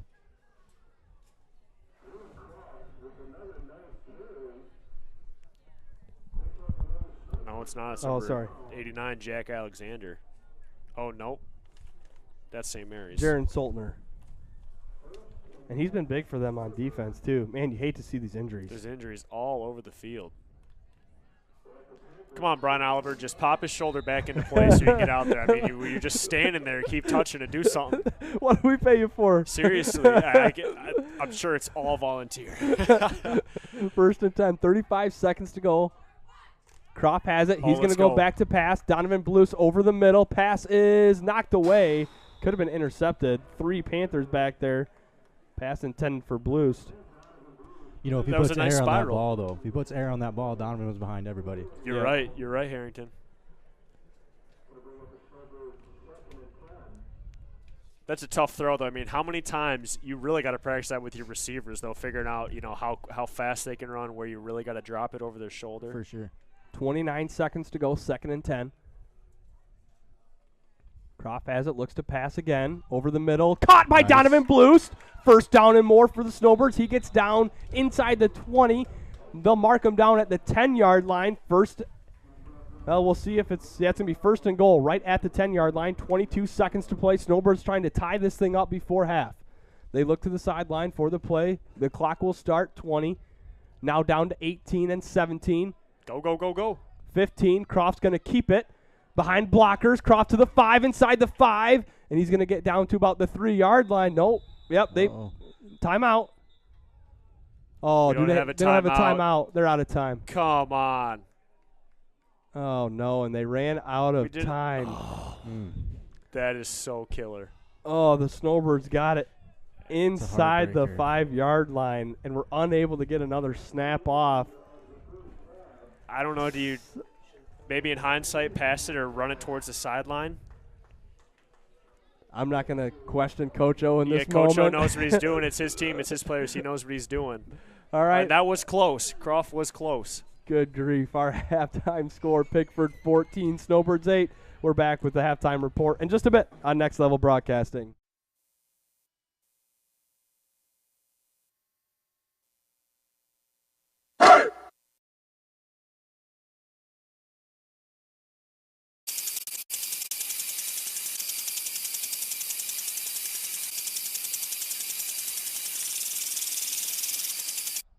It's fall, and for the 2022 St. Mary football team, the fall brings gridiron battles and familiar sounds of victory from years past. In 2022, the Snowbirds look to extend their consecutive streak of making the state playoffs, but before they can delight in victory psalm, they must listen to another familiar voice, that of head coach Kevin O'Connell. The 9th-year head coach is once again at the reins for the Snowbirds, and the impact he has on each team is hard to miss. And for the Snowbirds, this year's team looks to exude the same confidence, intelligence, and passion that is passed down from their leader, Kevin O'Connell. This is the genesis of a new season. Last year's success and toils are of distant memory now. This is Snowbird football. This is Inside the Nest. Hey, Coach. Yes. Do you want centers here on Friday? Yeah, everybody's here on Friday. Oh, we all are? Yeah, All right. everybody is. Yeah, you don't get Friday night off, Sunshine. You don't. One word can be used to describe the aura of a St. Mary practice: intensity. JT, go! Base! The Snowbirds expect to be ready for their competition they face due to their adherence to both training the mind and the body. Mistakes, both mental and physical, are common and even encouraged. Stop! Back up! Just walk now! We're fast! We're fast, and we just go, oh. Come on! We need better tempo. Back to 1st down. For it is better to make them during practice than during the season when the lights are on. Their level of intensity will be on full display as they take the field this fall. Here we go. Blake, you're off! You're not in double tight! Move! For head coach Kevin O'Connell, using the mistakes as learning opportunities is what he aims to do. What is this? In his pursuit of perfection, Then do it. O'Connell wants to bring the Snowbirds back to the top.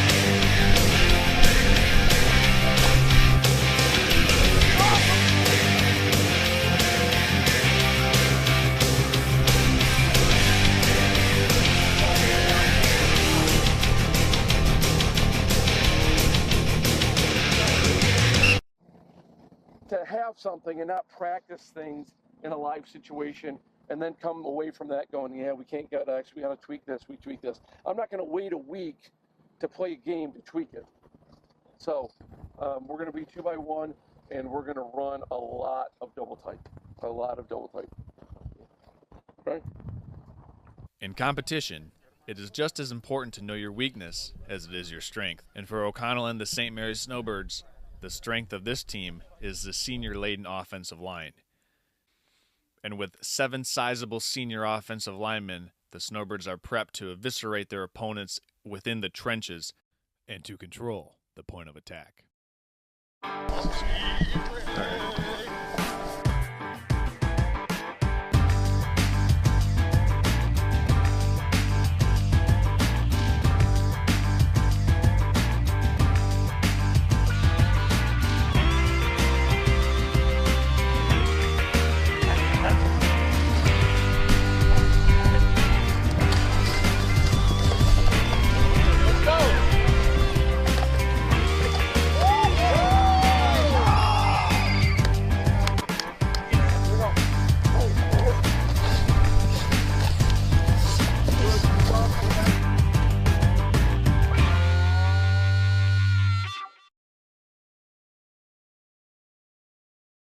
I think we're really strong. We all treat each other like brothers, and we all are like family. Yeah, probably strongest year we've had in about a decade at least. I just feel like, when I get on the field with these guys, I know we got a chance. Like, they all got each other's backs. I know when I get on the offensive line, these guys are right beside me, and they're going to do their job, and I'm going to do it too. We're going to get the stuff done. There is a saying that football is a game that teaches much more than in between the lines, that it also teaches life lessons. And today, the team will be learning a lesson in adversity. Projected starting senior quarterback Gavin Bebel has injured his non-throwing hand and is being treated by the staff, which will later determine that surgery is needed to repair the injury. And for the Snowbirds, it is a lesson to take in stride, regroup, and figure out a solution that will allow them to continue to compete until Bebel is able to return to the active roster this season.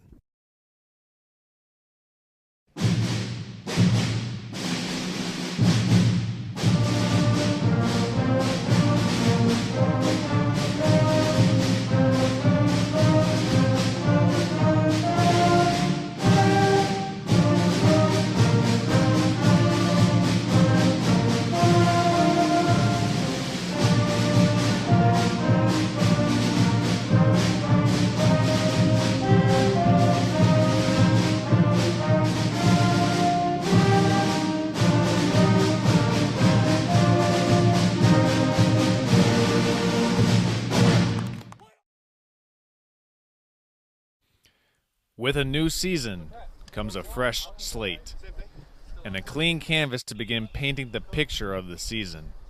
With each game, a new brushstroke is added to the painting, and in order to do so, place their trust in God, to guide them through the adverse, long grind of a 9-game season and all that goes along with it.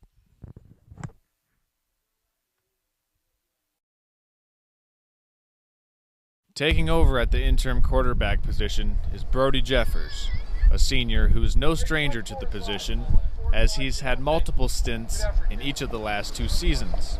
So with a viable fill-in, the Snowbirds will lean on their experience, impenetrable defense, their football IQ, and their physical stamina to hold their opponents at bay this year.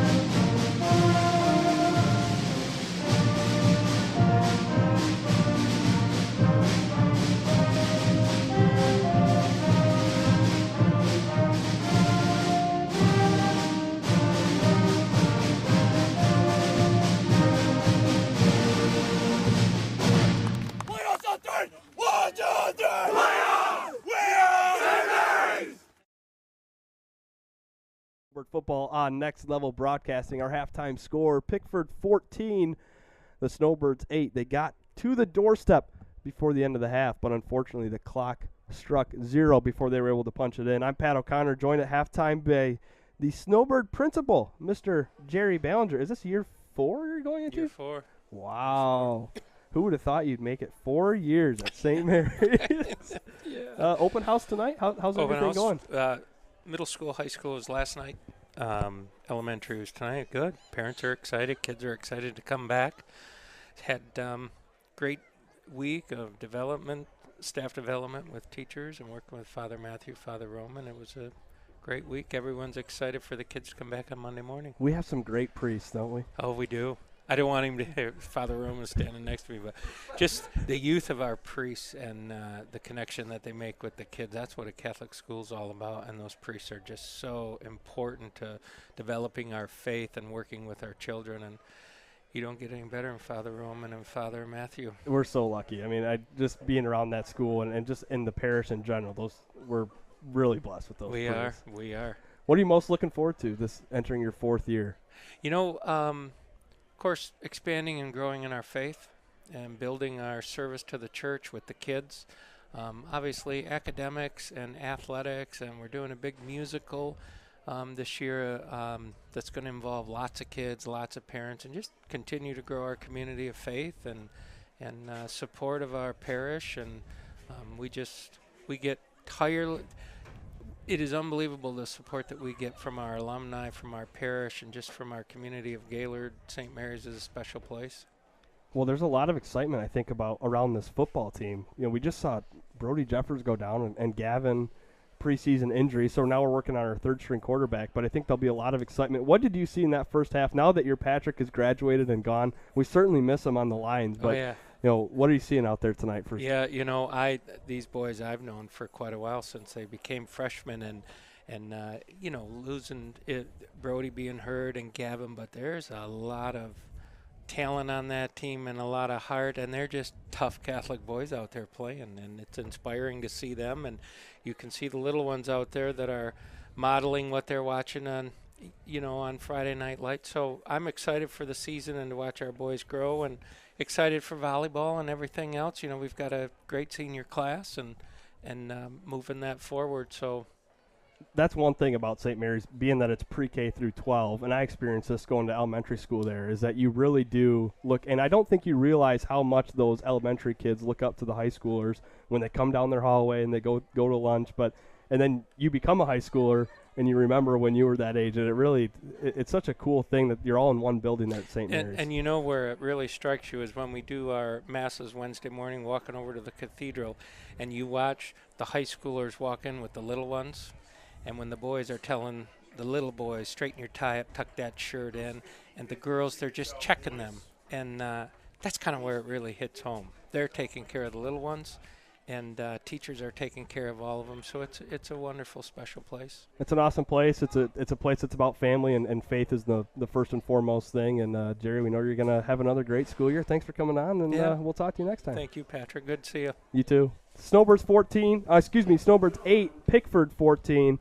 We have 3 minutes till the start of the second half, so we're going to step aside, and we'll have second half action for you when we come back on Next Level Broadcast. I'm going to tell you about sportsmanship because it's important. Treat your opponents the way you would want to be treated. My mom says that. Listen to the referees. It's their job. Be nice to their team and our team. Cheer them on. Always play fair. It's the right thing to do. It's sportsmanship. It's not that hard.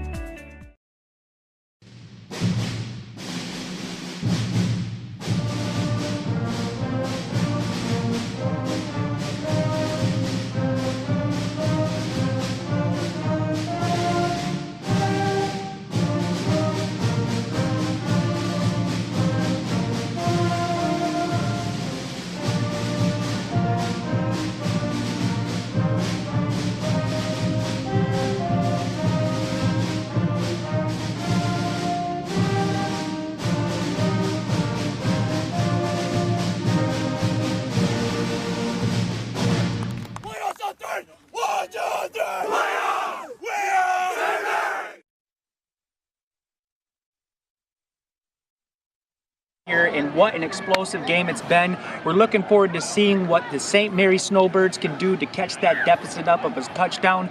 And we're going to see the Pickford offense and defense, as big and strong as they are, give it to them right back. So let's strap in, folks. This is going to be explosive. Back up to you guys.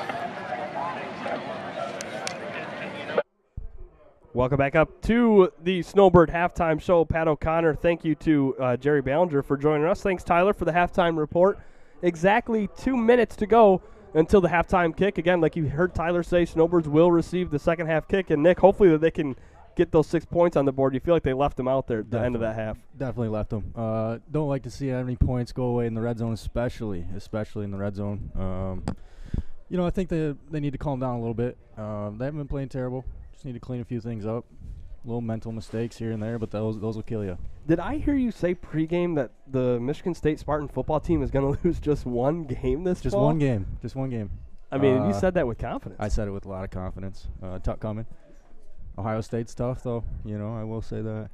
Yeah, I mean, for my Irish, I think that they might lose one game the first week of this season. That's going to be tough. That's so tough. I saw that on the schedule and really couldn't believe it. Got to go to Columbus at night, first week of the season. First game for the new head coach, who, by the way, played at Ohio State. I mean, there's the storylines. It's tough. Write themselves. That's super tough. But, it's not beneficial to even play a game like that in college football anymore. Well, why would you? Yeah, I lose that one game, and you're pretty much out of the playoff. I mean, Notre Dame could have a chance. They'll have Clemson at home, so you think that Clemson could be 7-1 or 8-0 by the time they come to South Bend. And then at the end of the year, Notre Dame has to go to USC, and with the new coach, maybe USC turns things around. They might have 9 or 10 wins at the end of the year, but the Spartans with that easy cupcake schedule going through the Big Ten. There's not much there. Oh. And I don't know. What else? Lions, man. You been watching the Hard Knocks? I haven't. Dude, I'm drinking the Kool-Aid. Is it Honolulu Blue Kool-Aid? It's so Honolulu Blue. I can't even tell. Ugh. What is it about it? Is it Dan Campbell? It's the energy, man. It's really disgusting. You know, I really shouldn't buy into it because I know what's going to happen. Same old Detroit Lions, pretty much. But you never know. Maybe they'll flip it around. Yeah, I don't know. We can hope. I would think, Jack. I'll bring you back on when you stop stuffing your face with a hot dog. All right. Tell you what, folks. He's going into this hot dog. We're just about underway. Pickford ready to kick it off. Kashoniak back deep. It's going to be an onside kick. Snowbird's got to get on it. Did Pickford get it? I don't know.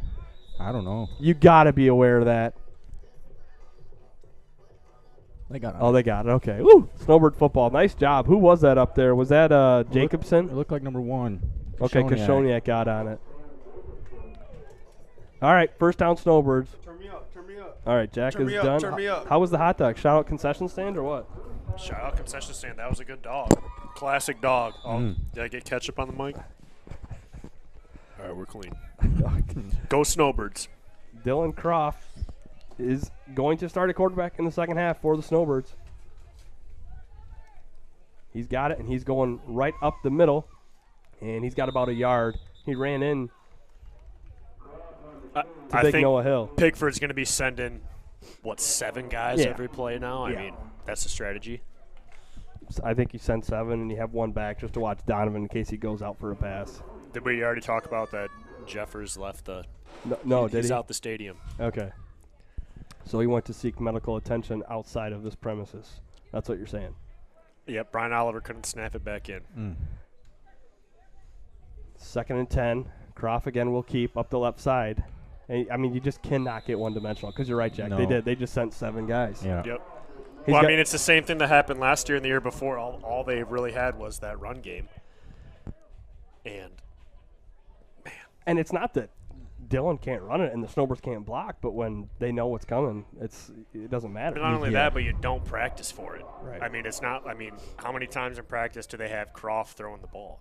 I mean, of course they've got Bevel or Jeffers in there, so it's just the whole team has to get used to the new quarterback. Yeah, I mean, up until 2 weeks ago, Dylan was third-string quarterback.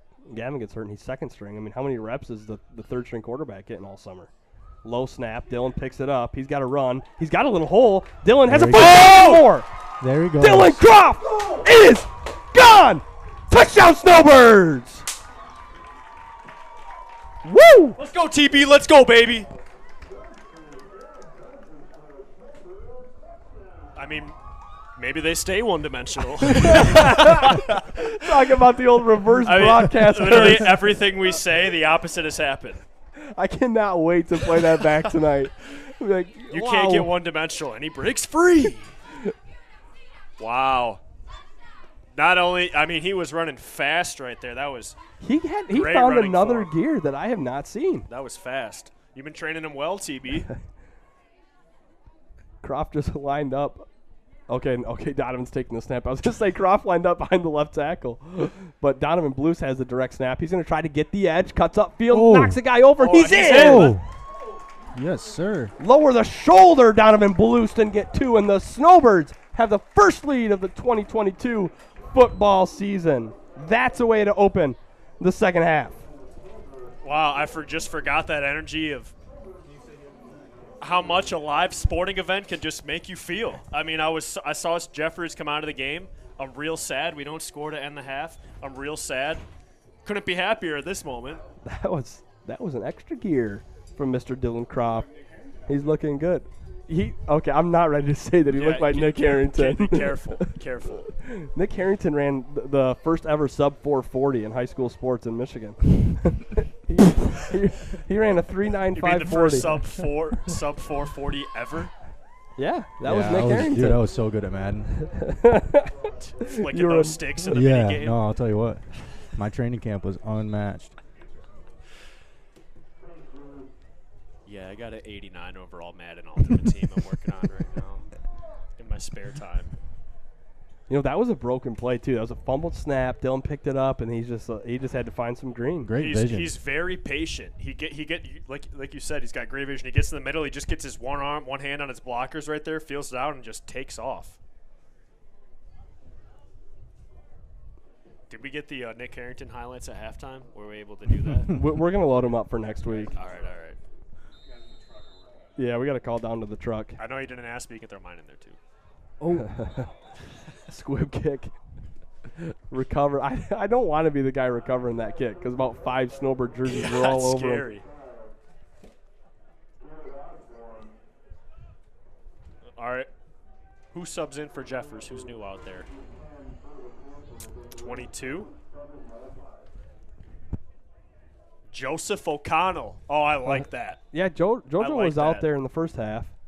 Oh, he was? Yep. 1, 2, 3, 4, 5, 6, 7. Is Coach O'Connell going to need to burn a timeout? He is. Come they didn't know what they were boys. doing on defense. Just shooting themselves in the foot. We've got 2 delay of games on a change of possession so far, and then man.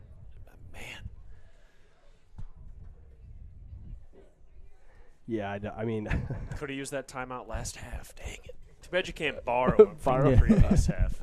Sorry, O'Connell. You already used all 3 of your. Start with I don't 6. even know what I'm saying right now. Neither do we, Jack. Is anyone even listening?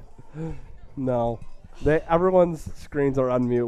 We're talking to a wall. It lets you know who's on mute. Charles' mom is listening at home. Are we going to throw it down to the sideline, Charles? All right, we'll throw it down to Tyler on the sideline. Tyler, what do you got? Wow. This action in this game, you don't care who you are, that is football right there. We love seeing Dylan Croft on yet another break straight up the field. Broke tackles, got loose, and just like a bullet in the center, took off for the touchdown. We're at 16-14. Home team is up. St. Mary's Snowbirds. Send it back.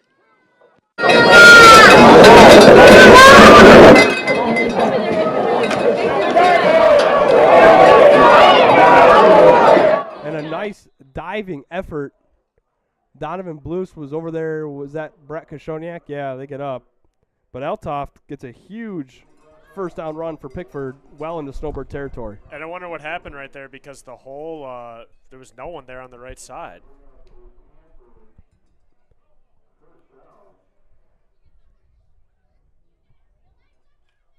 First and 10 at the 32.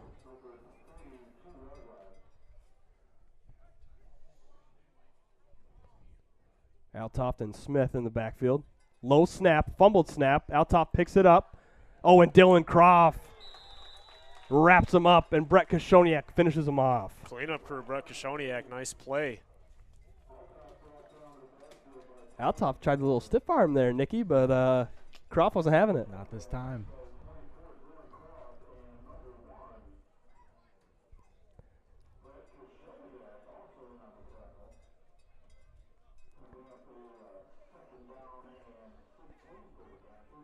Braylon Rounds brings the play in from the sideline. We'll see if Braylon takes the snap. He's taken a few. He's aired it out once for the Panthers. But he's going to go out to the right, and it'll be Altoft with Smith to his left. 5 Panthers down on the offensive line. Now it's going to be Smith taking the snap. And that's a false start. Yeah, that snap came way late. That's a thing. Nick, did you guys alternate quarterbacks when you played, or was it you? I mean, we had different packages, different things here and there. We definitely did. It wasn't necessarily like a 2-man crew, I guess you could call it. You know what I mean? It was more or less like for situational things. Like, okay, it would make more sense to do this, right? Yeah. But in what situation would you not want Nick Harrington at the quarterback? When we needed to throw it deep. And who would go in for QB for that? Charles. Oh, yeah. I was going to say, don't say Charles. Yeah. 2nd and 10, Pickford after the false start. Another low snap. Altoft has to pick it up and run. Broken play, trying to make something out of it, but chased down from behind again. Brett Kashoniak from the backside making the play. So it'll be 3rd and long for Pickford. Those broken plays, fumble snap, they always scare me. Because people get out of position. Yeah, guys are scrambling. You just have athletes playing football. just being athletes, you know.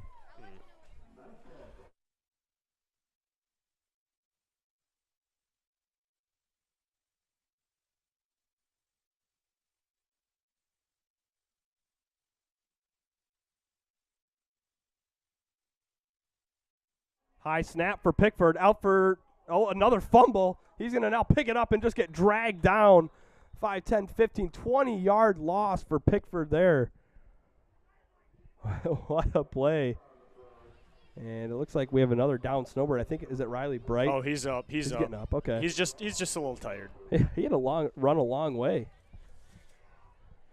All right, count the lines. That's the thing about Riley Bright, though. I mean, for his size, he's quick. Yeah, I mean, he that's can why. move.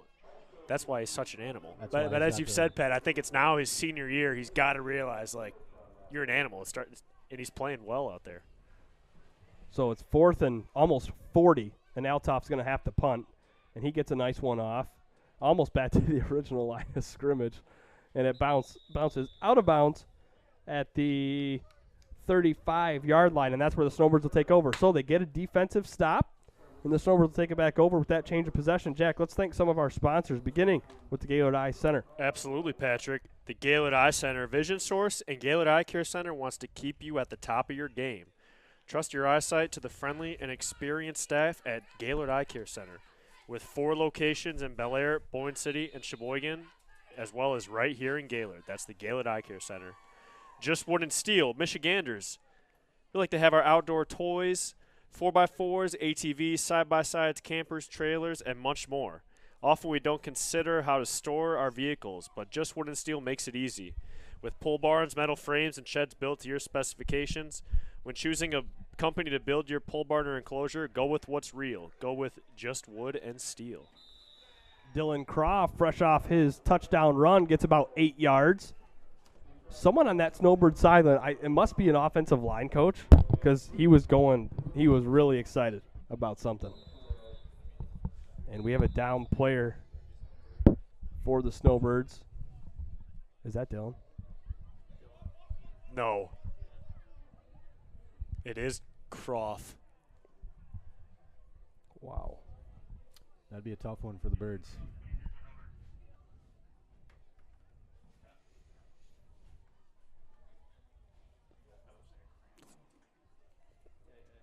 All right. We're going to step aside while they tend to Dylan. We're hoping this is a cramp. Next Level Broadcasting. Hello, this is Charles, founder of Next Level Sandbag. And right now, it doesn't take more than a glance to see how high the water levels are in northern Michigan. As we know, lake levels go in cycles, a few years high, a few years stable, and then a few years low. I started Next Level Sandbag to give you a temporary solution to a temporary problem. Our services can save existing break walls, trees, lawns, and other features you want to protect from high rising water and at a fraction of the cost of other options. To learn more, visit Next Level Sandbag on Facebook and then give us a call. Are you interested in building a new home or renovating an existing one? With over 100 years of combined experience, J&J Construction is one of the most reliable and respected general contractors in our service area. J&J is a trusted construction partner valued by architects, subcontractors, financiers, and most of all, their clients. J&J Construction has been completing quality homes and improvement projects that add value to the communities they serve. They bring a passion for innovation and a commitment to quality to every job they do. Call them today. Vision Source and Gaylord Eye Care are proud to be offering their services to local communities across northern Michigan. With locations in Gaylord, Boyne City, Bel Air, and Sheboygan, they're committed to serving you and providing a trusted source of credentials and expertise. If you're struggling with anything vision related, then don't hesitate to schedule a consultation and meet their friendly and experienced staff for yourself. So who is the Snowbird 4th string quarterback? That's the question. Looks like Donnie Blust, and he'll keep it, go up the right side. And do we have a flag in there? Yeah, the line's getting physical. Yeah, that was Starster's just got to be careful. I mean, that's away from everything you're throwing them. I like to see it, though. Yeah. You got to get ugly up there, you know? Battle in the trenches. I mean, it's a 16-14 game.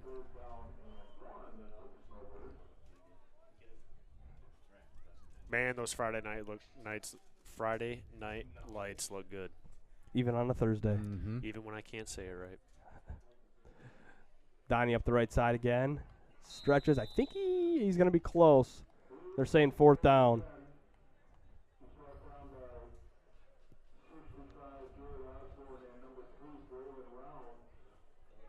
Croft is up. He's up. He's ready to go. He'll be back. He's telling coach I'm ready. I mean, the nose of the football is right on the line. It's close. And Croft is going back in. Come on, let's get a measurement out there, ref.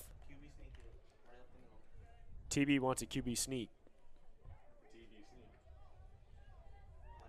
So Brett Koshoniak, Donovan Blues up on the left side. Again, Snowbirds stick with the 5-down offensive lineman. Dylan Croft back in the game. 6.5 to go, third quarter. Snowbird lead is 2, 4th and short. Croft has it. Over up to the left side. Cuts upfield, and he's got the first down. He was dragged over the marker by the Pickford tackler. Nice job there. Checks in, making things happen. Falling forward, reaching. First down, Birds.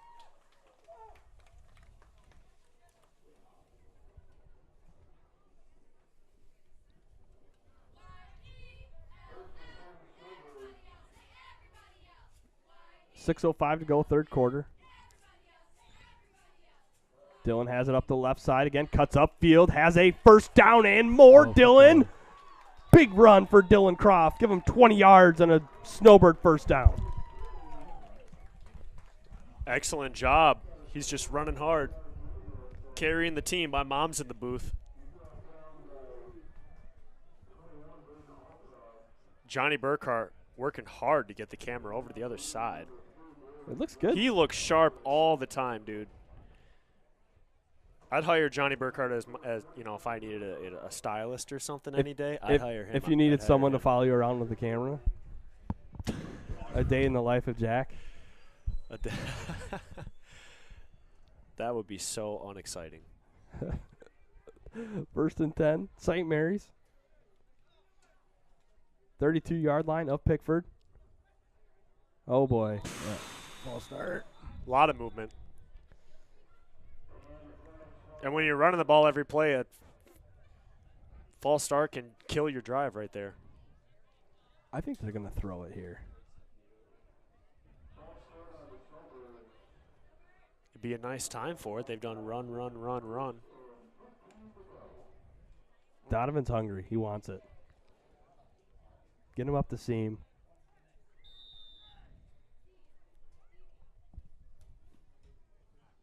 .5:15 to go, third quarter. Hey, let us know on the text and hotline where you're tuning in from. Is that number on the screen, Tyler, or no? Oh, yeah, it is. Shoot us a text. Let us know where you're watching from. Person from the furthest distance away gets a prize. Ooh. Throwing it out there. You're going to get a 5-minute phone conversation with Nick Harrington. Oh, the phone's already blowing up. Ding, ding, ding, ding, ding. Conversation. It'll be is it third down and 11 or second down and 11? This is Nick Harrington. I'm here to motivate you. That's what I wanted, Nick Harrington motivational video. Yeah, I got you. Get in the gym. You're nothing. You'll never be me. Well, that's kind of demotivating. Ain't that the truth? Croft keeps it, waits for a blocker, but just again too slow. Yeah, way too slow. Way too long to develop. Way too slow. Those guys off the edge are too fast. You know, and if you watch, you know, the linemen are getting to the second level every single play. There's 1 or 2 down linemen, second level. So they just need whatever's going on in the backfield needs to just speed up a little bit, and then they're there. You're saying the St. Mary linemen are getting the push that they need. They're getting up to the second level every single play. But I mean, it's tough too because these guys are all I mean, I'm assuming they're getting their practice in. Like Pat said before, how many reps has Croft got at quarterback, and Brett Koshoniak has gotten at that fullback spot? Right. Yep. Learning curve for sure. I mean, they all got it figured out right now. But what is that trust level you got to get with your backs? I mean, who were you dealing with reading and handing the ball off to back when you were playing? Yeah, so I mean, we pretty much had just one. You know, Cam Juniak, shout out Cam Juniak. OB Orion Beningo, shout out to him. Anders Marquardt, shout out. You know, we all just kind of worked throughout the summer, and then it was seamless throughout the season. You know what I mean? Yeah. But definitely throwing new people in. You know, it would definitely change it up. But that's the biggest part of like having a good sport, especially in football, is when you get like a solid group of your boys together. Right. And that way you all work out together. You're all working together because it is tough to get in the groove when you're by yourself. But when you got your boys and you're all holding yourself accountable, I mean, it's fun, man. It is. It makes the bad things not so bad. Yeah, absolutely. You know? This phone is absolutely blown up. People are dying to have 5 minutes. People, we only have so many minutes on this phone, all right? Oh, jeez, oh, Pete. Crazy. They all want to talk to Nick Harrington? A lot of fans out here to watch Noah Hill, and he's been absolutely dominant. He's been fun to watch. Someone from Mishway. Oh, that's a faithful listener. Terry O'Connor. What do we got here? Another flag? Another false start. Come on. Yikes.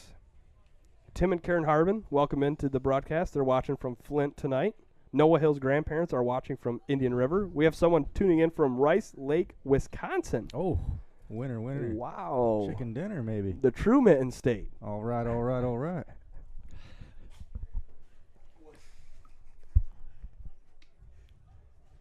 I feel bad. Blom. Yeah. Blom thinks he's going. I feel bad for Blom because there's a couple times now where he's going and he's on fire, and then all of a sudden it's like, all right, let's cut right back to the action. No, what I like is that I don't think Blom cares if he's on or not. He's just fired up. Like, he's ready to give these reports. He's one of those guys where you're just like, all right, Blom, go. And he just gives you entertainment. All right, 3rd and 12. Jake Butler in the game. They're spreading things out. Dylan Croft alone in the backfield. He has it. He's back to pass. He's got to escape. Oh, the ball. It's fumbled. And still going back. Get it, Noah Hill. And Noah Hill. What a play. Wow, he stayed with Altorf to fall on that one. I think that's Starsenich that fell it on is. It is Starsenich. Wow, that was a loss of 10, 20, 35, 33, 40, 34 yards. Something like that. 30 for 30 foot. Too many. 4th and a really long way. Good job, Nate Starsenich, getting on that ball for the Snowbirds, and they'll punt it away. It doesn't feel good, but you have to remember, St. Mary's still has the lead in this football game, even though it doesn't feel like it. So does Dylan have to punt now too? Okay, Dylan's going to punt. Oh, it's a good one too. Line drive kick, but fielded by Pickford at the 30, up to the 40, 45, and out of bounds just on the other side of the 50. Looks like he got all the way down to about the 45-yard line, so a good distance on the punt for Dylan Croft. Good run back. That was good speed there by, who was that? Kale Masiak. So it'll be 1st down and 10 for the Panthers from the Snowbird 46-yard line. Hey, thanks, Josh Jones. He says, props to you guys. Love the broadcast. It's truly next level. Keep up the work. Yeah. Truly. So there are at least a handful of people that don't watch us on mute. That makes me feel good. Nice. Again, more for Noah Hill from his grandma in Kalkaska. Hi, Grandma. Thanks for tuning in. St. Mary Varsity Volleyball listening on the way back from McBain Try, which they won. Nice job, guys, and congrats to the Snowbird volleyball team. Let's go. Winning your try in McBain.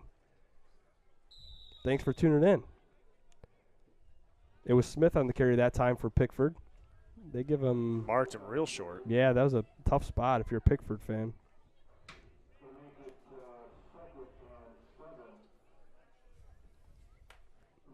Two minutes, 20 seconds left here in this 3rd quarter.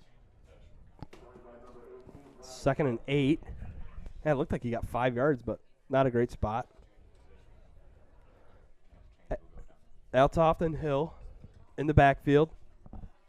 Watch for a pass here. Nope, it's going to be a little give to Smith. And give him a yard, 2 yards. So the Snowbird defense is staying strong. That's good discipline right there. On the reverse, the Birds all stayed in their spots and able to make the tackle. Only a short gain.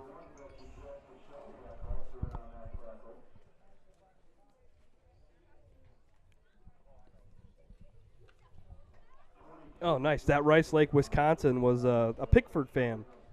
The uncle to Hayden Rader, number 55, and the brother-in-law of Coach Rader. Very nice. Thanks for tuning in. Glad we could bring you some Pickford football.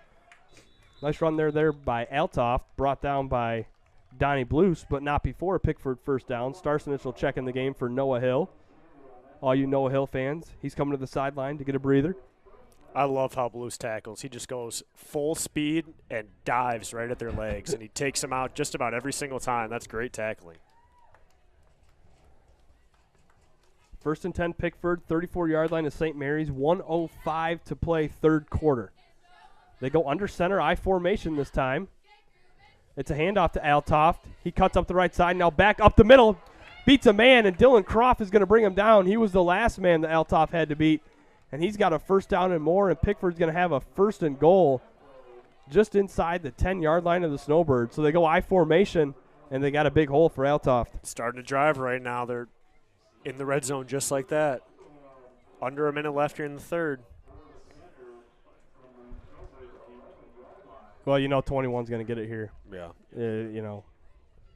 You give him some space, and he's going to make you pay. Again, they're going under center this time with Braylon Rounds, the junior quarterback. The give is to Altoft. Tries to make a man miss, but big number 21 for the Snowbirds, Riley Bright's in there making the play. Don't know if that was a design misdirection or if there was a miscommunication between the quarterback and the running back there, but nice tackle there by Riley Bright. This would be, obviously, again, to state the obvious, it'd be a huge stop for the Snowbirds. It would be great if Croft got a pick 6 right now. That would be awesome. 6 seconds to play in the quarter. They're not going to get one off. Bleeding. Letting it run out. All right, that is the end of the third quarter. An eventful third quarter of play, and after 3 quarters, Snowbird 16, Pickford 14, but they're knocking on the door. We're back with a sideline report in 30 seconds on Next Level Broadcasting. I'm going to tell you about sportsmanship because it's important. Treat your opponents the way you would want to be treated. My mom says that. Listen to the referees. It's their job. Be nice to their team and our team. Cheer them on. Always play fair. It's the right thing to do. It's sportsmanship. It's not that hard.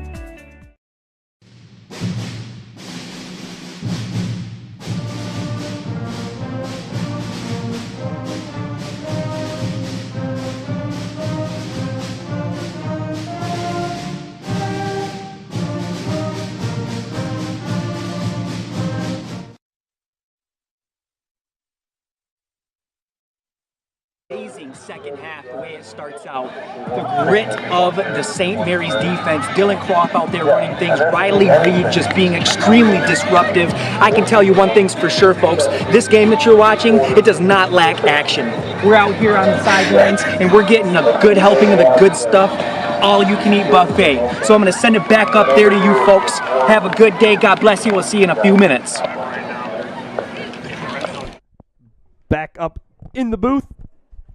As we start the fourth quarter, Pickford, it'll be, well, they're saying they can get a first down. So the original line of scrimmage must have been the 11 or the 10.5. So they can get a first down right around the 1-yard line. They call it 2nd and 12 with the ball at the 13.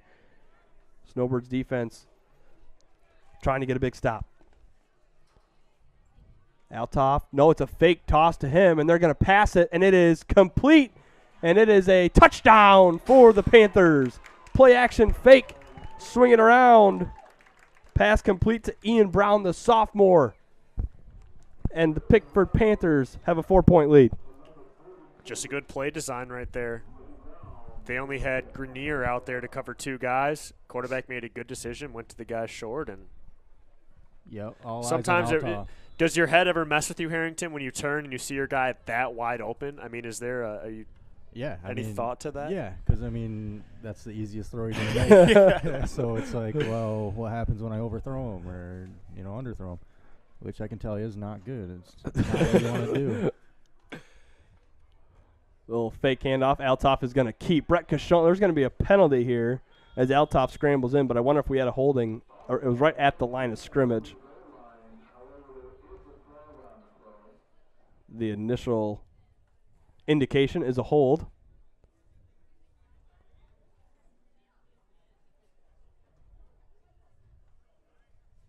Dave Kuznicki, the referee tonight. It is going to be holding on Pickford, so they'll have to try this one from the 12.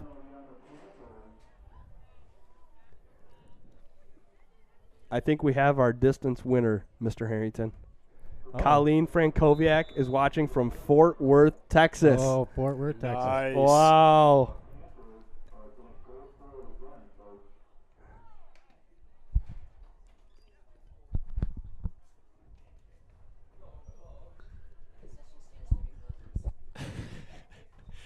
Yet the fans think that's so funny. We all made the same comments.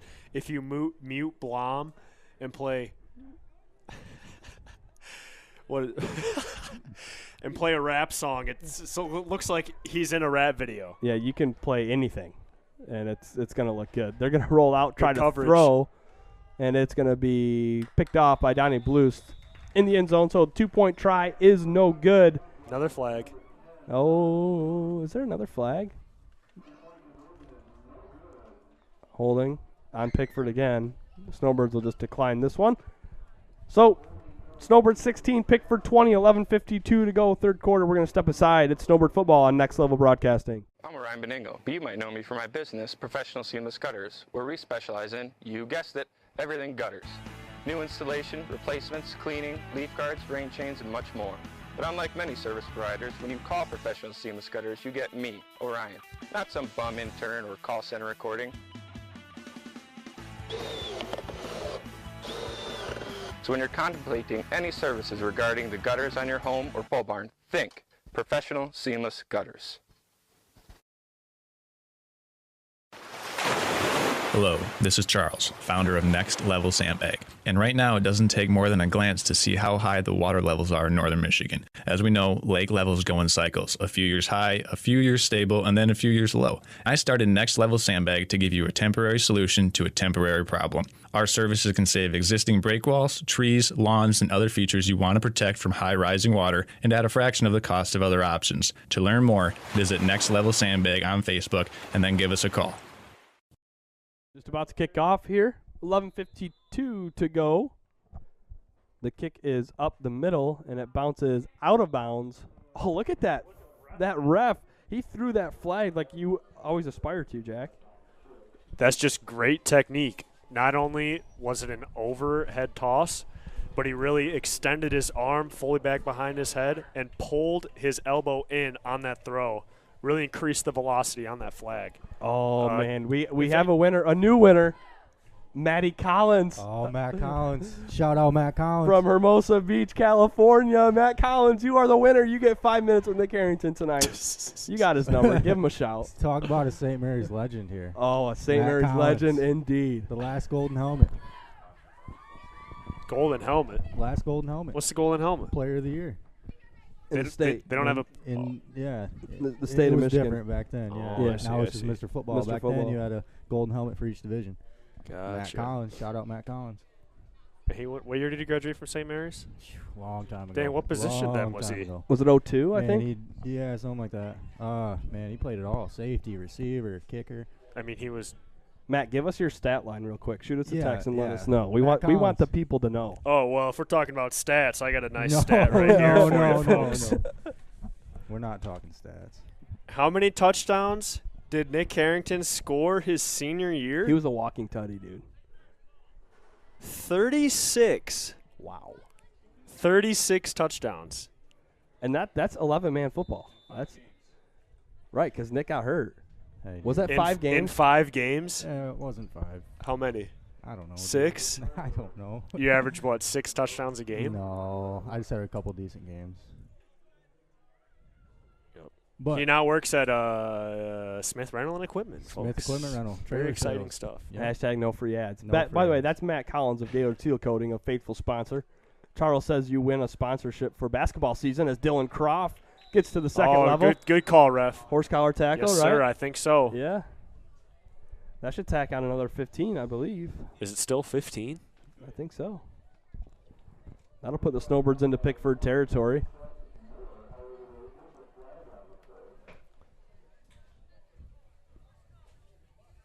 This game has come to a screeching halt, has it not, fellas? Yeah, the energy has just been down. No flag. Pick up the flag.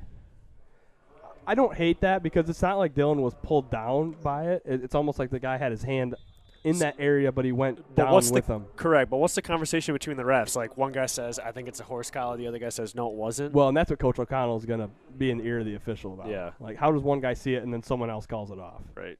But it's 2nd and 5 regardless. Dillon has it. That's a really good push from the offensive line. Nick, I saw it that time. That's what I mean. That right side had great push. They're getting to the second level all night long. I mean, this power, all they're running is power. Yep. They're just running power, wedging it out, and just going behind the blockers. Nick could have got 5 yards to play with no offensive line. Stop. First and 10 Snowbirds.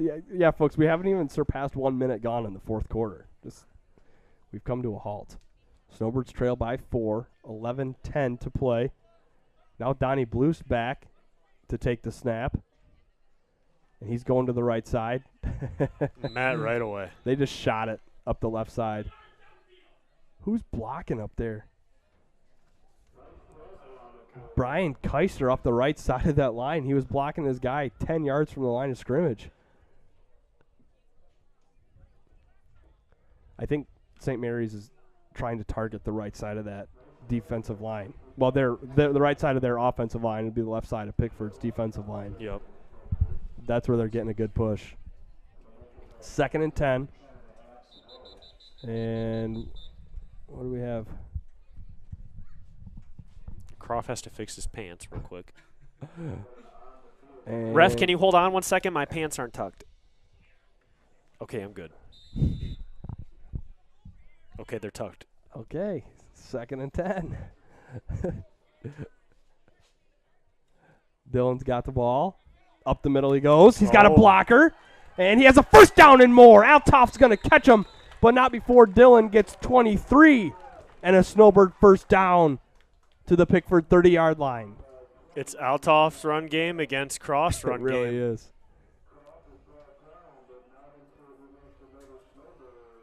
Tyler Blom is down there just filling up It looks like his- he really is rapping right now. He might be. Is he spitting a dope freestyle? Mm-hmm. Next time he jumps on there, Tyler, just throw his video up there with just to see what the heck he's saying. Charles, whatever you're paying him tonight, it's not No, enough. next time we really will test it, folks. We'll send it down to him, put him on you. You pick your favorite song you like. That time Croft's going nowhere, but there was a late flag thrown near the tackle.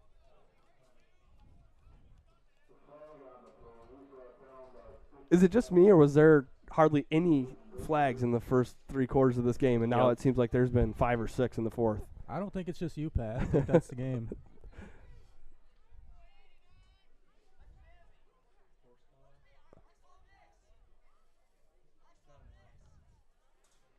I love how quiet it gets when you wait Yeah. for the officials. Yeah. Like Noah Hill is talking to the sideline, Yep. saying what signal he thought he saw. Yeah, he's talking to the booth.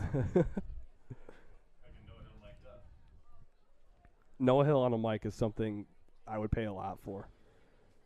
They're going to back the Snowbirds up. It's going to be a personal foul. How much is a lot? I don't know, $20. Yeah. All right. Coach O'Connell's got both his hands on his head. He can't believe it. He's in the can't believe it pose. Yep. Well, I can't comment because I don't see what happened. It was way on the other side of the field, so I'll just hold in my comment. 9:40 to play. It's Croft again. Nowhere to go this time. 3rd and long. All right, we'll see his arm. I mean, you have to. Or he runs for a touchdown. Yeah, he'd have to. You got to air it out You here. got to do something different. I'm thinking. It'd be really nice to see the Birds get a score right here. Coach Another O'Connell wants a timeout. timeout. Can we send it down to Tyler? 2 timeouts gone already? Well, we learned in the first half timeouts aren't important. All right, we're gonna send it down to Tyler. Countdown. See what the heck this kid is saying. Live. Tyler, we're live. 16 points, 20 points. Okay, we're 4 points away from evening the odds. This action in this football game is subpar nothing, okay? You are getting hits, you're getting physicality, you're getting heart and grit from defense and offensive players running down the field. Dylan Croft, you've got Bloost, you've got Jeffers that went down, you've got a few other people that went down, and this is why you cannot replicate this physicality from this Pickford and this St. Mary's team in practice. That's why we're seeing these injuries, and I'm super excited. 4 points to go. We are here in the fourth quarter on third down. So, guys, let's send it back up to you. We'll see you in a few minutes. All right. Thanks for that update, Tyler. I think, no idea what you said, but the people at home seem to be enjoying at least the animation and the enthusiasm coming from the sideline. Nice job. He's doing a great job down there. Him, Johnny Burkhart, Nick Wenzel, great job. It takes a lot of people to bring you this product, I'll tell you that. Well, you got one guy on the walkie. You got one guy doing the broadcasting. That's Blom. And then you got Wenzel security.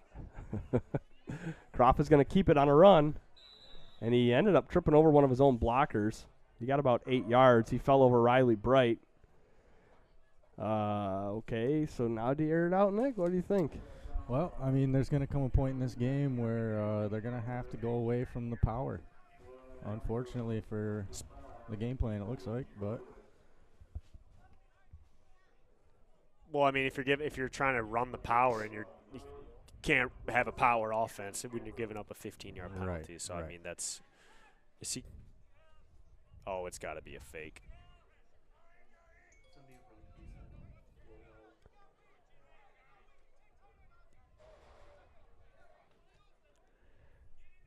Fumbled snap. Oh. Tough.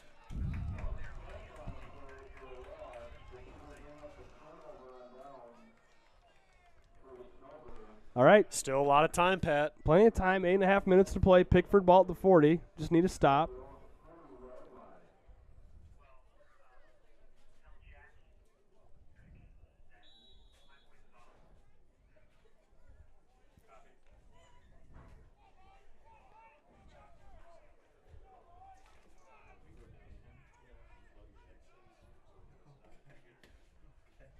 Handoff up to the fullback. Oh, and a nice tackle was made. Nice Donovan job there, Bloost. That was Seth Miller, the up back there. Man, 5 yards on first down. That's a good run for Pickford. Take that all night. Yes, I mean, especially now that the clock does become a factor. They got Jake Butler checking in there for Riley Bright. And if you're Jake Butler, Coach O'Connell saying just flying off the edge. Find the football, flying off the edge. He's got the speed to do it. Oh, nice hit. Oh. But Althoff drags the Snowbirds with him for a couple yards. He was stopped immediately. Noah Hill is in there. Donovan Bloost. And Jake Butler from the backside. I thought Bloost was going to light him up right there. I didn't, but yeah, nice job by Althoff gaining some extra yards there, turning something into nothing into something. 7:30 to go. Third and a long 3.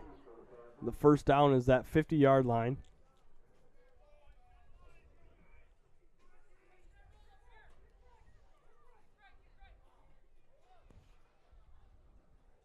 And it's up back again. He doesn't have a first down. Seth Miller again, the fullback. Nice job, St. Mary's. They got to be big boys now. This is potentially a game-deciding play right here. It's huge. Big moment. If St. Mary's wants to improve at all from last year, it's these big moments that they got to come up and make some plays.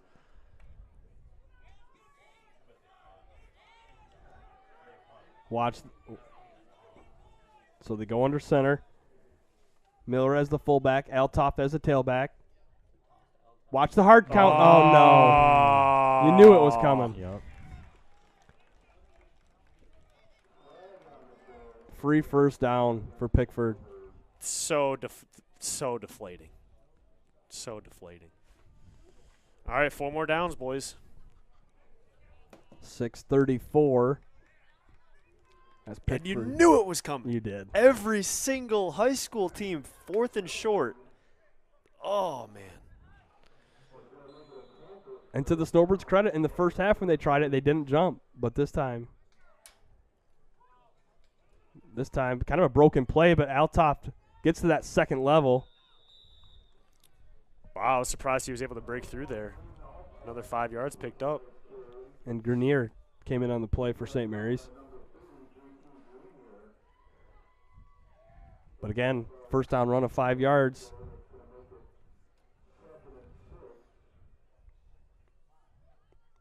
Altoft has been an absolute workhorse for Pickford tonight. Yeah, he's been carrying the ball nearly every play. I mean, between him and Miller.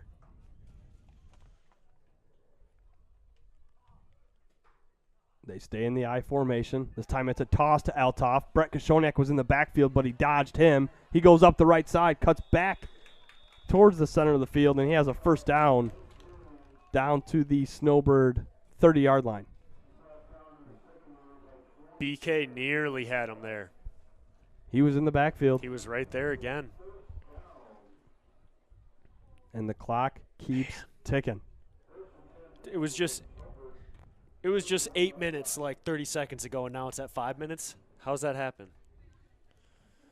Well, time just keeps on ticking.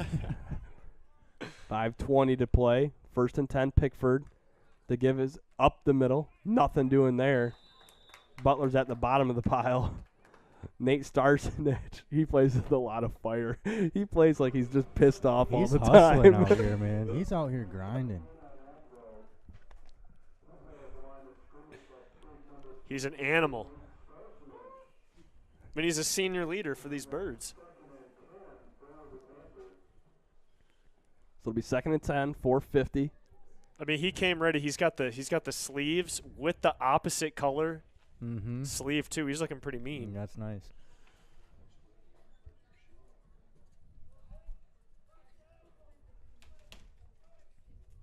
.432. Altoft up the left tackle. Gets to that second level. There's a late flag. Yep. You think this is going to be on St. Mary's, or did they get a holding? I think it's going to come back. Okay.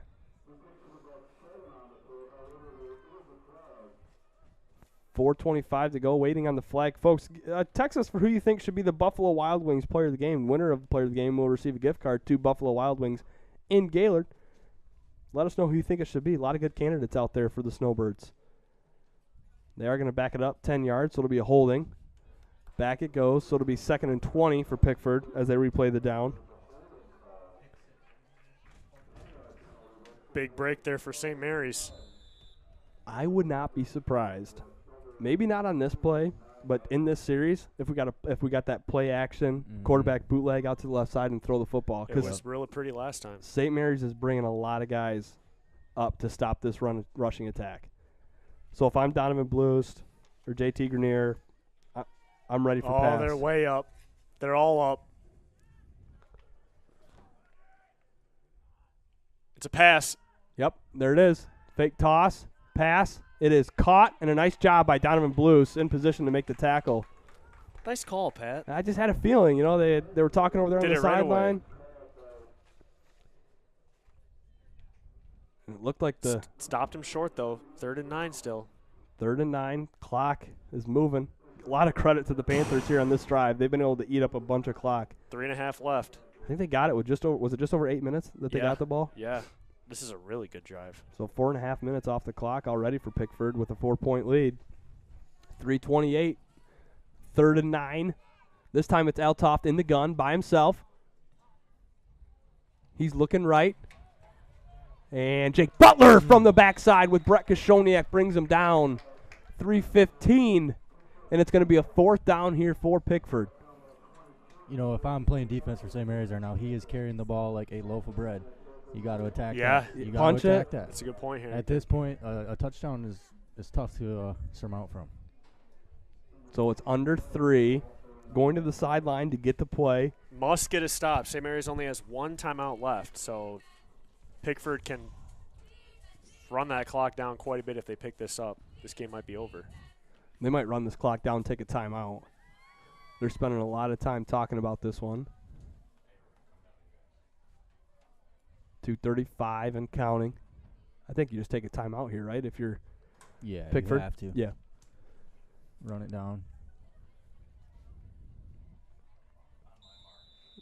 So there is the timeout for Pickford. 2:23 to go. We're going to send it down to Tyler Blom on the sidelines for another sideline report. Snowbirds 16 points, Pickford 20 points. We got 4 points to go. Fourth down. If we stop them right here, there's a very good chance that we're taking this football victory home with us on this field today. So I'm going to send it back up to you boys. Let's get back to the action. This is ridiculous. This is ridiculous indeed, Mr. Blom. I mean, this game. That call was just ridiculous, ref. I mean, just ridiculous. Hey, it's been a heck of a opening night here. You know. Yeah, the energy. Shout out here. to the Spirit Squad. They bring the energy. It's unfortunate with the fans, though. You see the Spirit Squad, they're like, go, team, get on your feet. Everyone in the stands, get on your feet. And they just sit there and look at them like, I'm not moving. I'm on my feet. I'm on my feet. Don't worry, cheers. I gave a few claps. You know, I bet if we gave Blom some pom-poms, he'd be working down there with them, too. No problem. Yeah, he doesn't need that encouragement. All right. It comes down to this, folks. 2:23 to play, 4th down and 7. I think, first of all, you got to watch the hard count because you don't want to give Pickford a 4th and 2. You never know. Good call, Pat. Rounds is under center. He's got the snap. Fake toss. Out to pass. He's set. Oh, no. Passes up. It is caught. Oh, touchdown, Panthers. Perfectly executed. Fake the toss. Bootleg to the left. Wide open for the touchdown again. They smoked us with that play twice. Yeah. Well, all eyes are on 21. And Pickford knew that. That's a good play call right there. You called it, Pat. Nice play call there if that's head coach Raider. And Grenier was out there, and then he got free, but well, there was two guys he had to guard. He got caught up chasing the other guy. He's on an island. Yeah, it's either one or the other. Here's the toss to Altop, and he's going to be, initially rejected, and they're going to say he got in. Wow. TV says no way. All right, let's see how quick we can score here, Birds. Well, I mean, it's not over. 2:15 in the 8-man game is still a lot of time. Well, if the Birds have to score, if they don't score, Pickford can just run the clock out. Yeah, you got to score St. Mary's right has away. to score right away.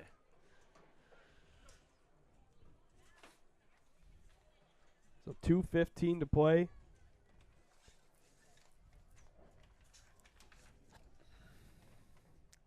Want to thank some more of our sponsors here for the second half.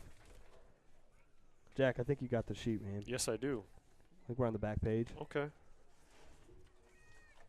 Let's hear from a few people here. Morel Construction is a proud sponsor of tonight's game. A name you know and professionalism you can trust. That's Morel Construction. M32 Enterprises. Bobcat in Gaylord has arrived. M32 Enterprises specializes in everything Bobcat equipment. Equipment that works just as hard as you do and as hard as the players on the field. M32 Enterprises, your local authorized full-line Bobcat dealer. Kickoff right underway here. Fall on it. Get a quick score. See what you can do. Nice long kick. Take it to the house, Jake Butler. Jake Butler muffs it, picks it up. Turn on the Jets, Jake. Gets out of bounds.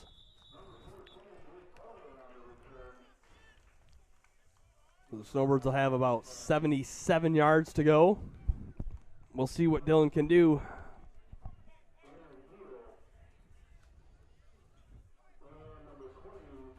We got it here, boys. It's 8-man football. Anything can happen. So true. This is basically flag football. Hey, easy. This is football. That's not meant to be an insult. Yikes. That's not meant to be, dude. I played flag football all the way through 6th grade, even when they had I was one of the few 6th graders. I killed his mic. Humiliating. Humiliating. You can ask Noah Hill if he feels like it was flag football tonight. Let's see if Dylan's got an arm on him. Back, he throws. Yeah. Blues. Ooh, he had his man beat. He's got an arm. That was a heck of a He got throw. an arm. He's got an arm. And Pickford, they let Blues get behind him.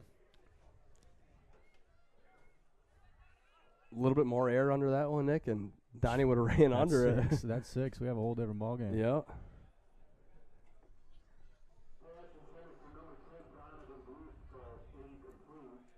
You know, at this point, you do a 3-step drop, send Donovan deep, and just loft it. Yep. You know, he doesn't have a whole lot of time if they bring a little bit of pressure.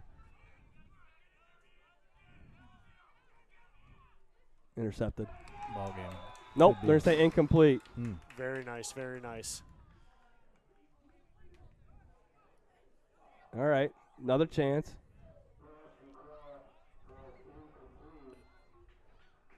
We're still going. We're still going. We're still going. That was such a sad call. I was just like, They don't agree. interception. They don't agree. They don't agree.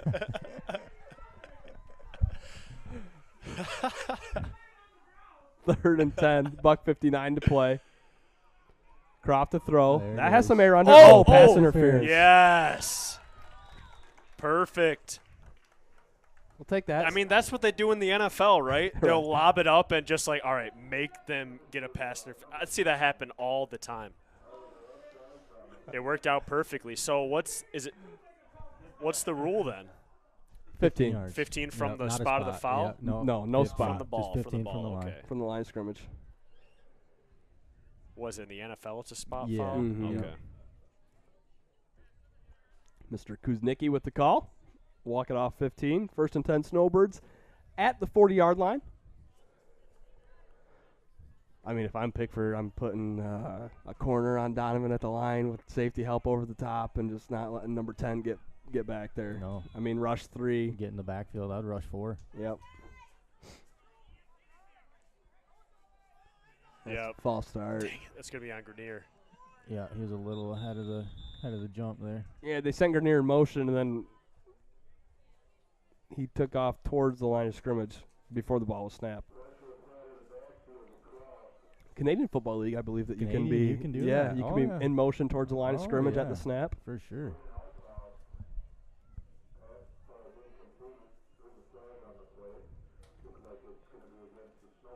Man, it's 9:42, boys. 9:42. Phew. Jeez. Dude, It's and a not school Fri- night, It's not Charles. Friday either. We're on time and a half. I think anything. I can't just wake up and eat Lucky Charms tomorrow morning. Time Go and a to half. I work, thought it was dude. double time. Anything after 9, that's double time. Is that Kashoniak back there? Yeah, to help. The ball snap is fumbled. Croft picks it up, looks downfield, makes another man miss. Now he's sacked. You have a little bit more experience there, Nick, at quarterback. Maybe you just throw that one away if you can, Yeah, knowing the clock situation. At this point, you try to take what you can get, I feel. You know, definitely, if it's in the back of your mind, yeah, throw it away. I'm not sure that that was really in the back of his mind, though. Yeah. It looked like he wanted to make a play. 1:33 and counting. 2nd and 20 for St. Mary's. Another high snap. Dylan has it, though. The throw is incomplete. Jacobson, the intended receiver. Croft was knocked down. I mean, Croft's been a warrior. He's been a warrior this whole game. Stepped up when he had to. Yeah. Got put into a spot that I'm sure he did not envision himself in. Yeah, he was hoping to carry the ball 20 times tonight, and he did. Oh, Much yeah. more Oh, than yeah. that, Yeah. but off the snap. He's got it. 3rd and 20, 1:24 to play. Dylan's pass over the middle, There you complete go. to Blues with some space. Cuts back up the middle, has a first down up to the 46-yard line. And now we got to go. 1:17. Got to go get a snap. That's a lot of yards on a play right there, and Yep. the clock stops. Good first down. I think there needs to be a little more sense of urgency. They're not really up to the line very quick, though. You're right, Harrington. They're walking. We need Let's a go. sense of urgency. One timeout. That's all they have. Come on, boys. You got to go. They lost 11 seconds at the line of scrimmage. Croft Throws intended for Blues. It is incomplete. Tried to come back for it.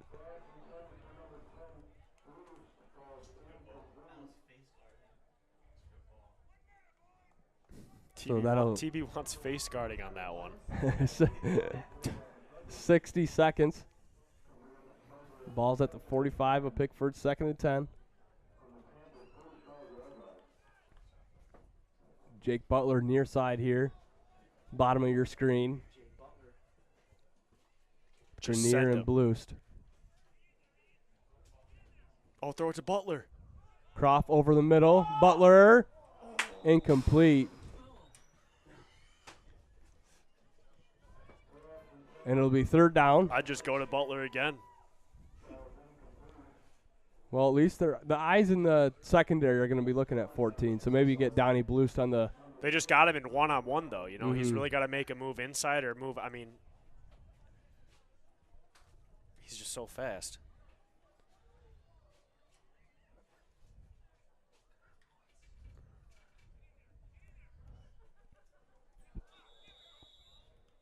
Pass intended for Blues, bobbled and dropped. Probably better that he dropped it. You don't need the 5 yards, but you need the time. Yeah. I got to give a shout out to Brett Koshoniak on this drive. Just block. Yeah, he's been the 4th lineman, and he's holding his own against the front 4 of Pickford.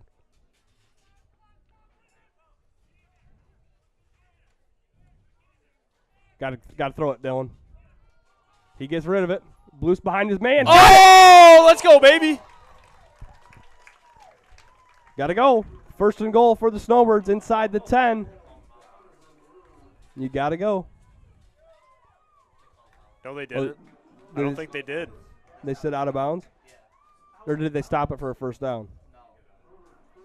Okay.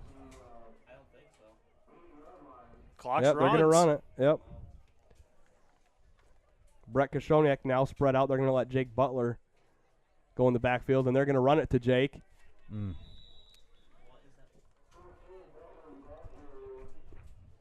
got to go. Under 30 seconds. We need to put. Come on, boys. I mean, I'm not too sure what that even is, you guys. 20 seconds now. Need a quick score. False start. Another false start. Run up the middle. That's a 10-second runoff, I mean, too. The play should have been blown dead. 14 seconds. They might just decline it. Because then, there's 14 seconds left. I mean, that was a dead ball foul. You're right, Nick. Blown dead. Yeah, the play should have been blown dead, and it should be a 10-second runoff. If they even do that. I don't know if they do that in high school. They may not. Tyler's saying St. Mary's does still have a timeout.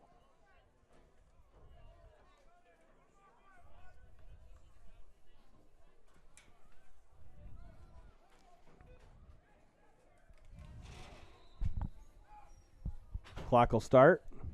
10 seconds to play. Croft back to pass. Throws it over the middle. Incomplete. And there's 4.4 to play, so we'll have one more play. Folks, stay tuned on the postgame show. We have the Buffalo Wild Wings player of the game.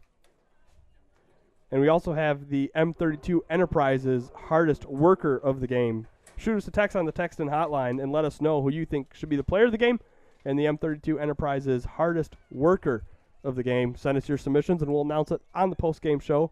Last play of the game.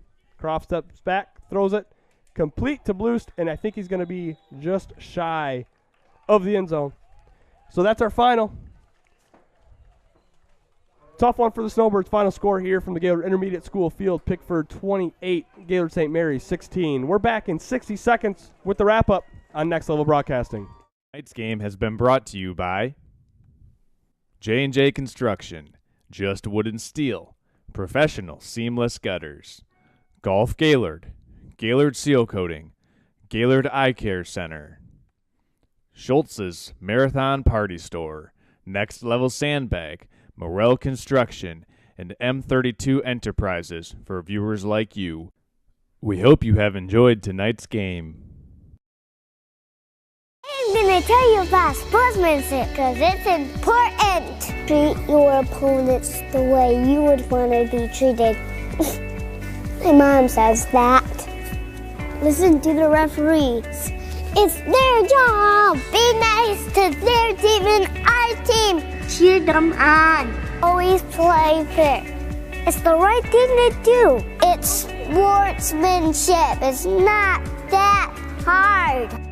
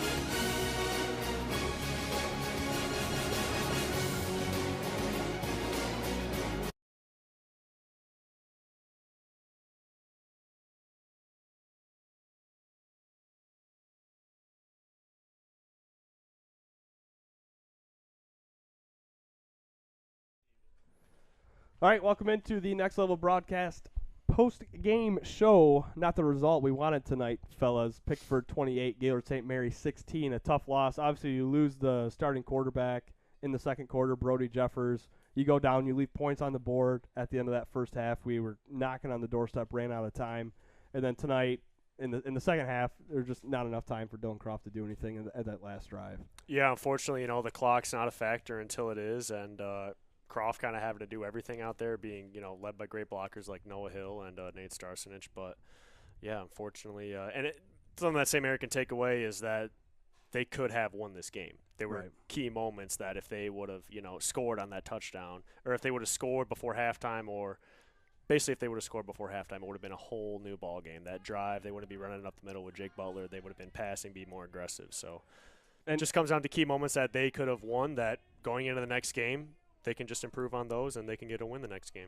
M32 Enterprises, hardest worker of the game. Nick, we talked in that little break there. We thought Nate Starsenich played an awesome game. He's not going to win it tonight, but he will win it in other weeks. What do you think of number 62 tonight? Man, I'll tell you what, he was flying around. He was finishing blocks, dude. I mean, he was finishing blocks. I saw a couple times out there. I mean, maybe post whistle, who knows? But there were bodies flying, and I love to see it. I mean, you got to be aggressive. You got to be physical. And, I mean, he played like a bull. He played like he was pissed off, like I said on the broadcast. He really did. He played hard. Yeah, and he was balling. So, gritty effort, but just got to clean some things up. He's not our M32 Enterprises hardest worker of the game. We're going to give that to number 60, Noah Hill, who just as much as Nate Starsenich, Noah Hill was all over the place, throwing his body around. Yeah, they both played well. They're both seniors. I mean, they got to lead the example. Honestly, Noah Hill gets it because it seemed like he had more family texting in the hotline, so he got the votes. Player of the game, again, we're gonna talk about someone that's not going to win player of the game tonight, but Donovan Blues, both sides of the ball. He has his first interception of the season in the first quarter, and then offensively, he was their main weapon as a wide receiver. He ran the ball a little bit. He took some direct snaps. What do you think of how number 10 played, Nick? He flew around the field. Defensively, was throwing his body into everything. I mean, every tackle he was finishing. I mean, he was coming with everything he had. You know what I mean? So you love to see that, especially from a guy. He's not the biggest guy on the field, and there's no secret about that. But he played like it. You know what I mean? Yeah. I think he's one of them guys 40 times faster on the field. You know, that's right. He plays bigger than what he is, and you love to see the heart. And again, Donovan's a kid that's going to get that Buffalo Wild Wings player of the game at some point this season. But tonight, you have to give it to Dylan Croft, coming in, filling a role that he wasn't expected to play coming into this season and coming into tonight's game for sure. But when Brody went down, he came in, and credit to Dylan Croft, because it seemed like he was going to be one-dimensional, and even when Pickford knew it was coming, he was able to find the gaps and make plays happen. Yeah, I mean, that first drive he came in, we said exactly, this can't turn into a one-dimensional offense. Then next play, he busted big. So, I mean, he ran well all night. And, again, if they can get Jeffers back, if they can get Bevel back, someone else that can – because right now they're going to key in on Croft. The teams going forward, they're going to say we got to guard Blues deep and we got to tackle Croft. I heard you say that at halftime. So St. Mary's has got to figure out what can we do to stop, teams from trying to do that. Short week. The Snowbirds will play on Wednesday of next week. It's kind of a weird start to the week. They play Thursday, Wednesday, and then Saturday. So we don't get a Friday night game until the 5th week of the season. But with the referee shortage and the state of Michigan and all the stuff going on, we'll adapt and adjust. But, Snowbirds short week. They'll get back to work tomorrow. They'll have the weekend. They have Central Lake. Are we going to Central Lake, Charles? Right back here next Wednesday. And we'll have this broadcast for you. So, Nick, welcome on the broadcast. It was great to have you. Appreciate it. We'll get a St. Mary's win next week. Yep. For Jack Cordy, I'm Pat O'Connor, the rest of the guys. Thanks for all the help. We'll talk to you next Wednesday night. Thanks to all of our sponsors. We'll see you then. Snowbird football, again, the final score from the Gaylord Intermediate School field. Pickford 28, Gaylord St. Mary's 16. Good night, everybody.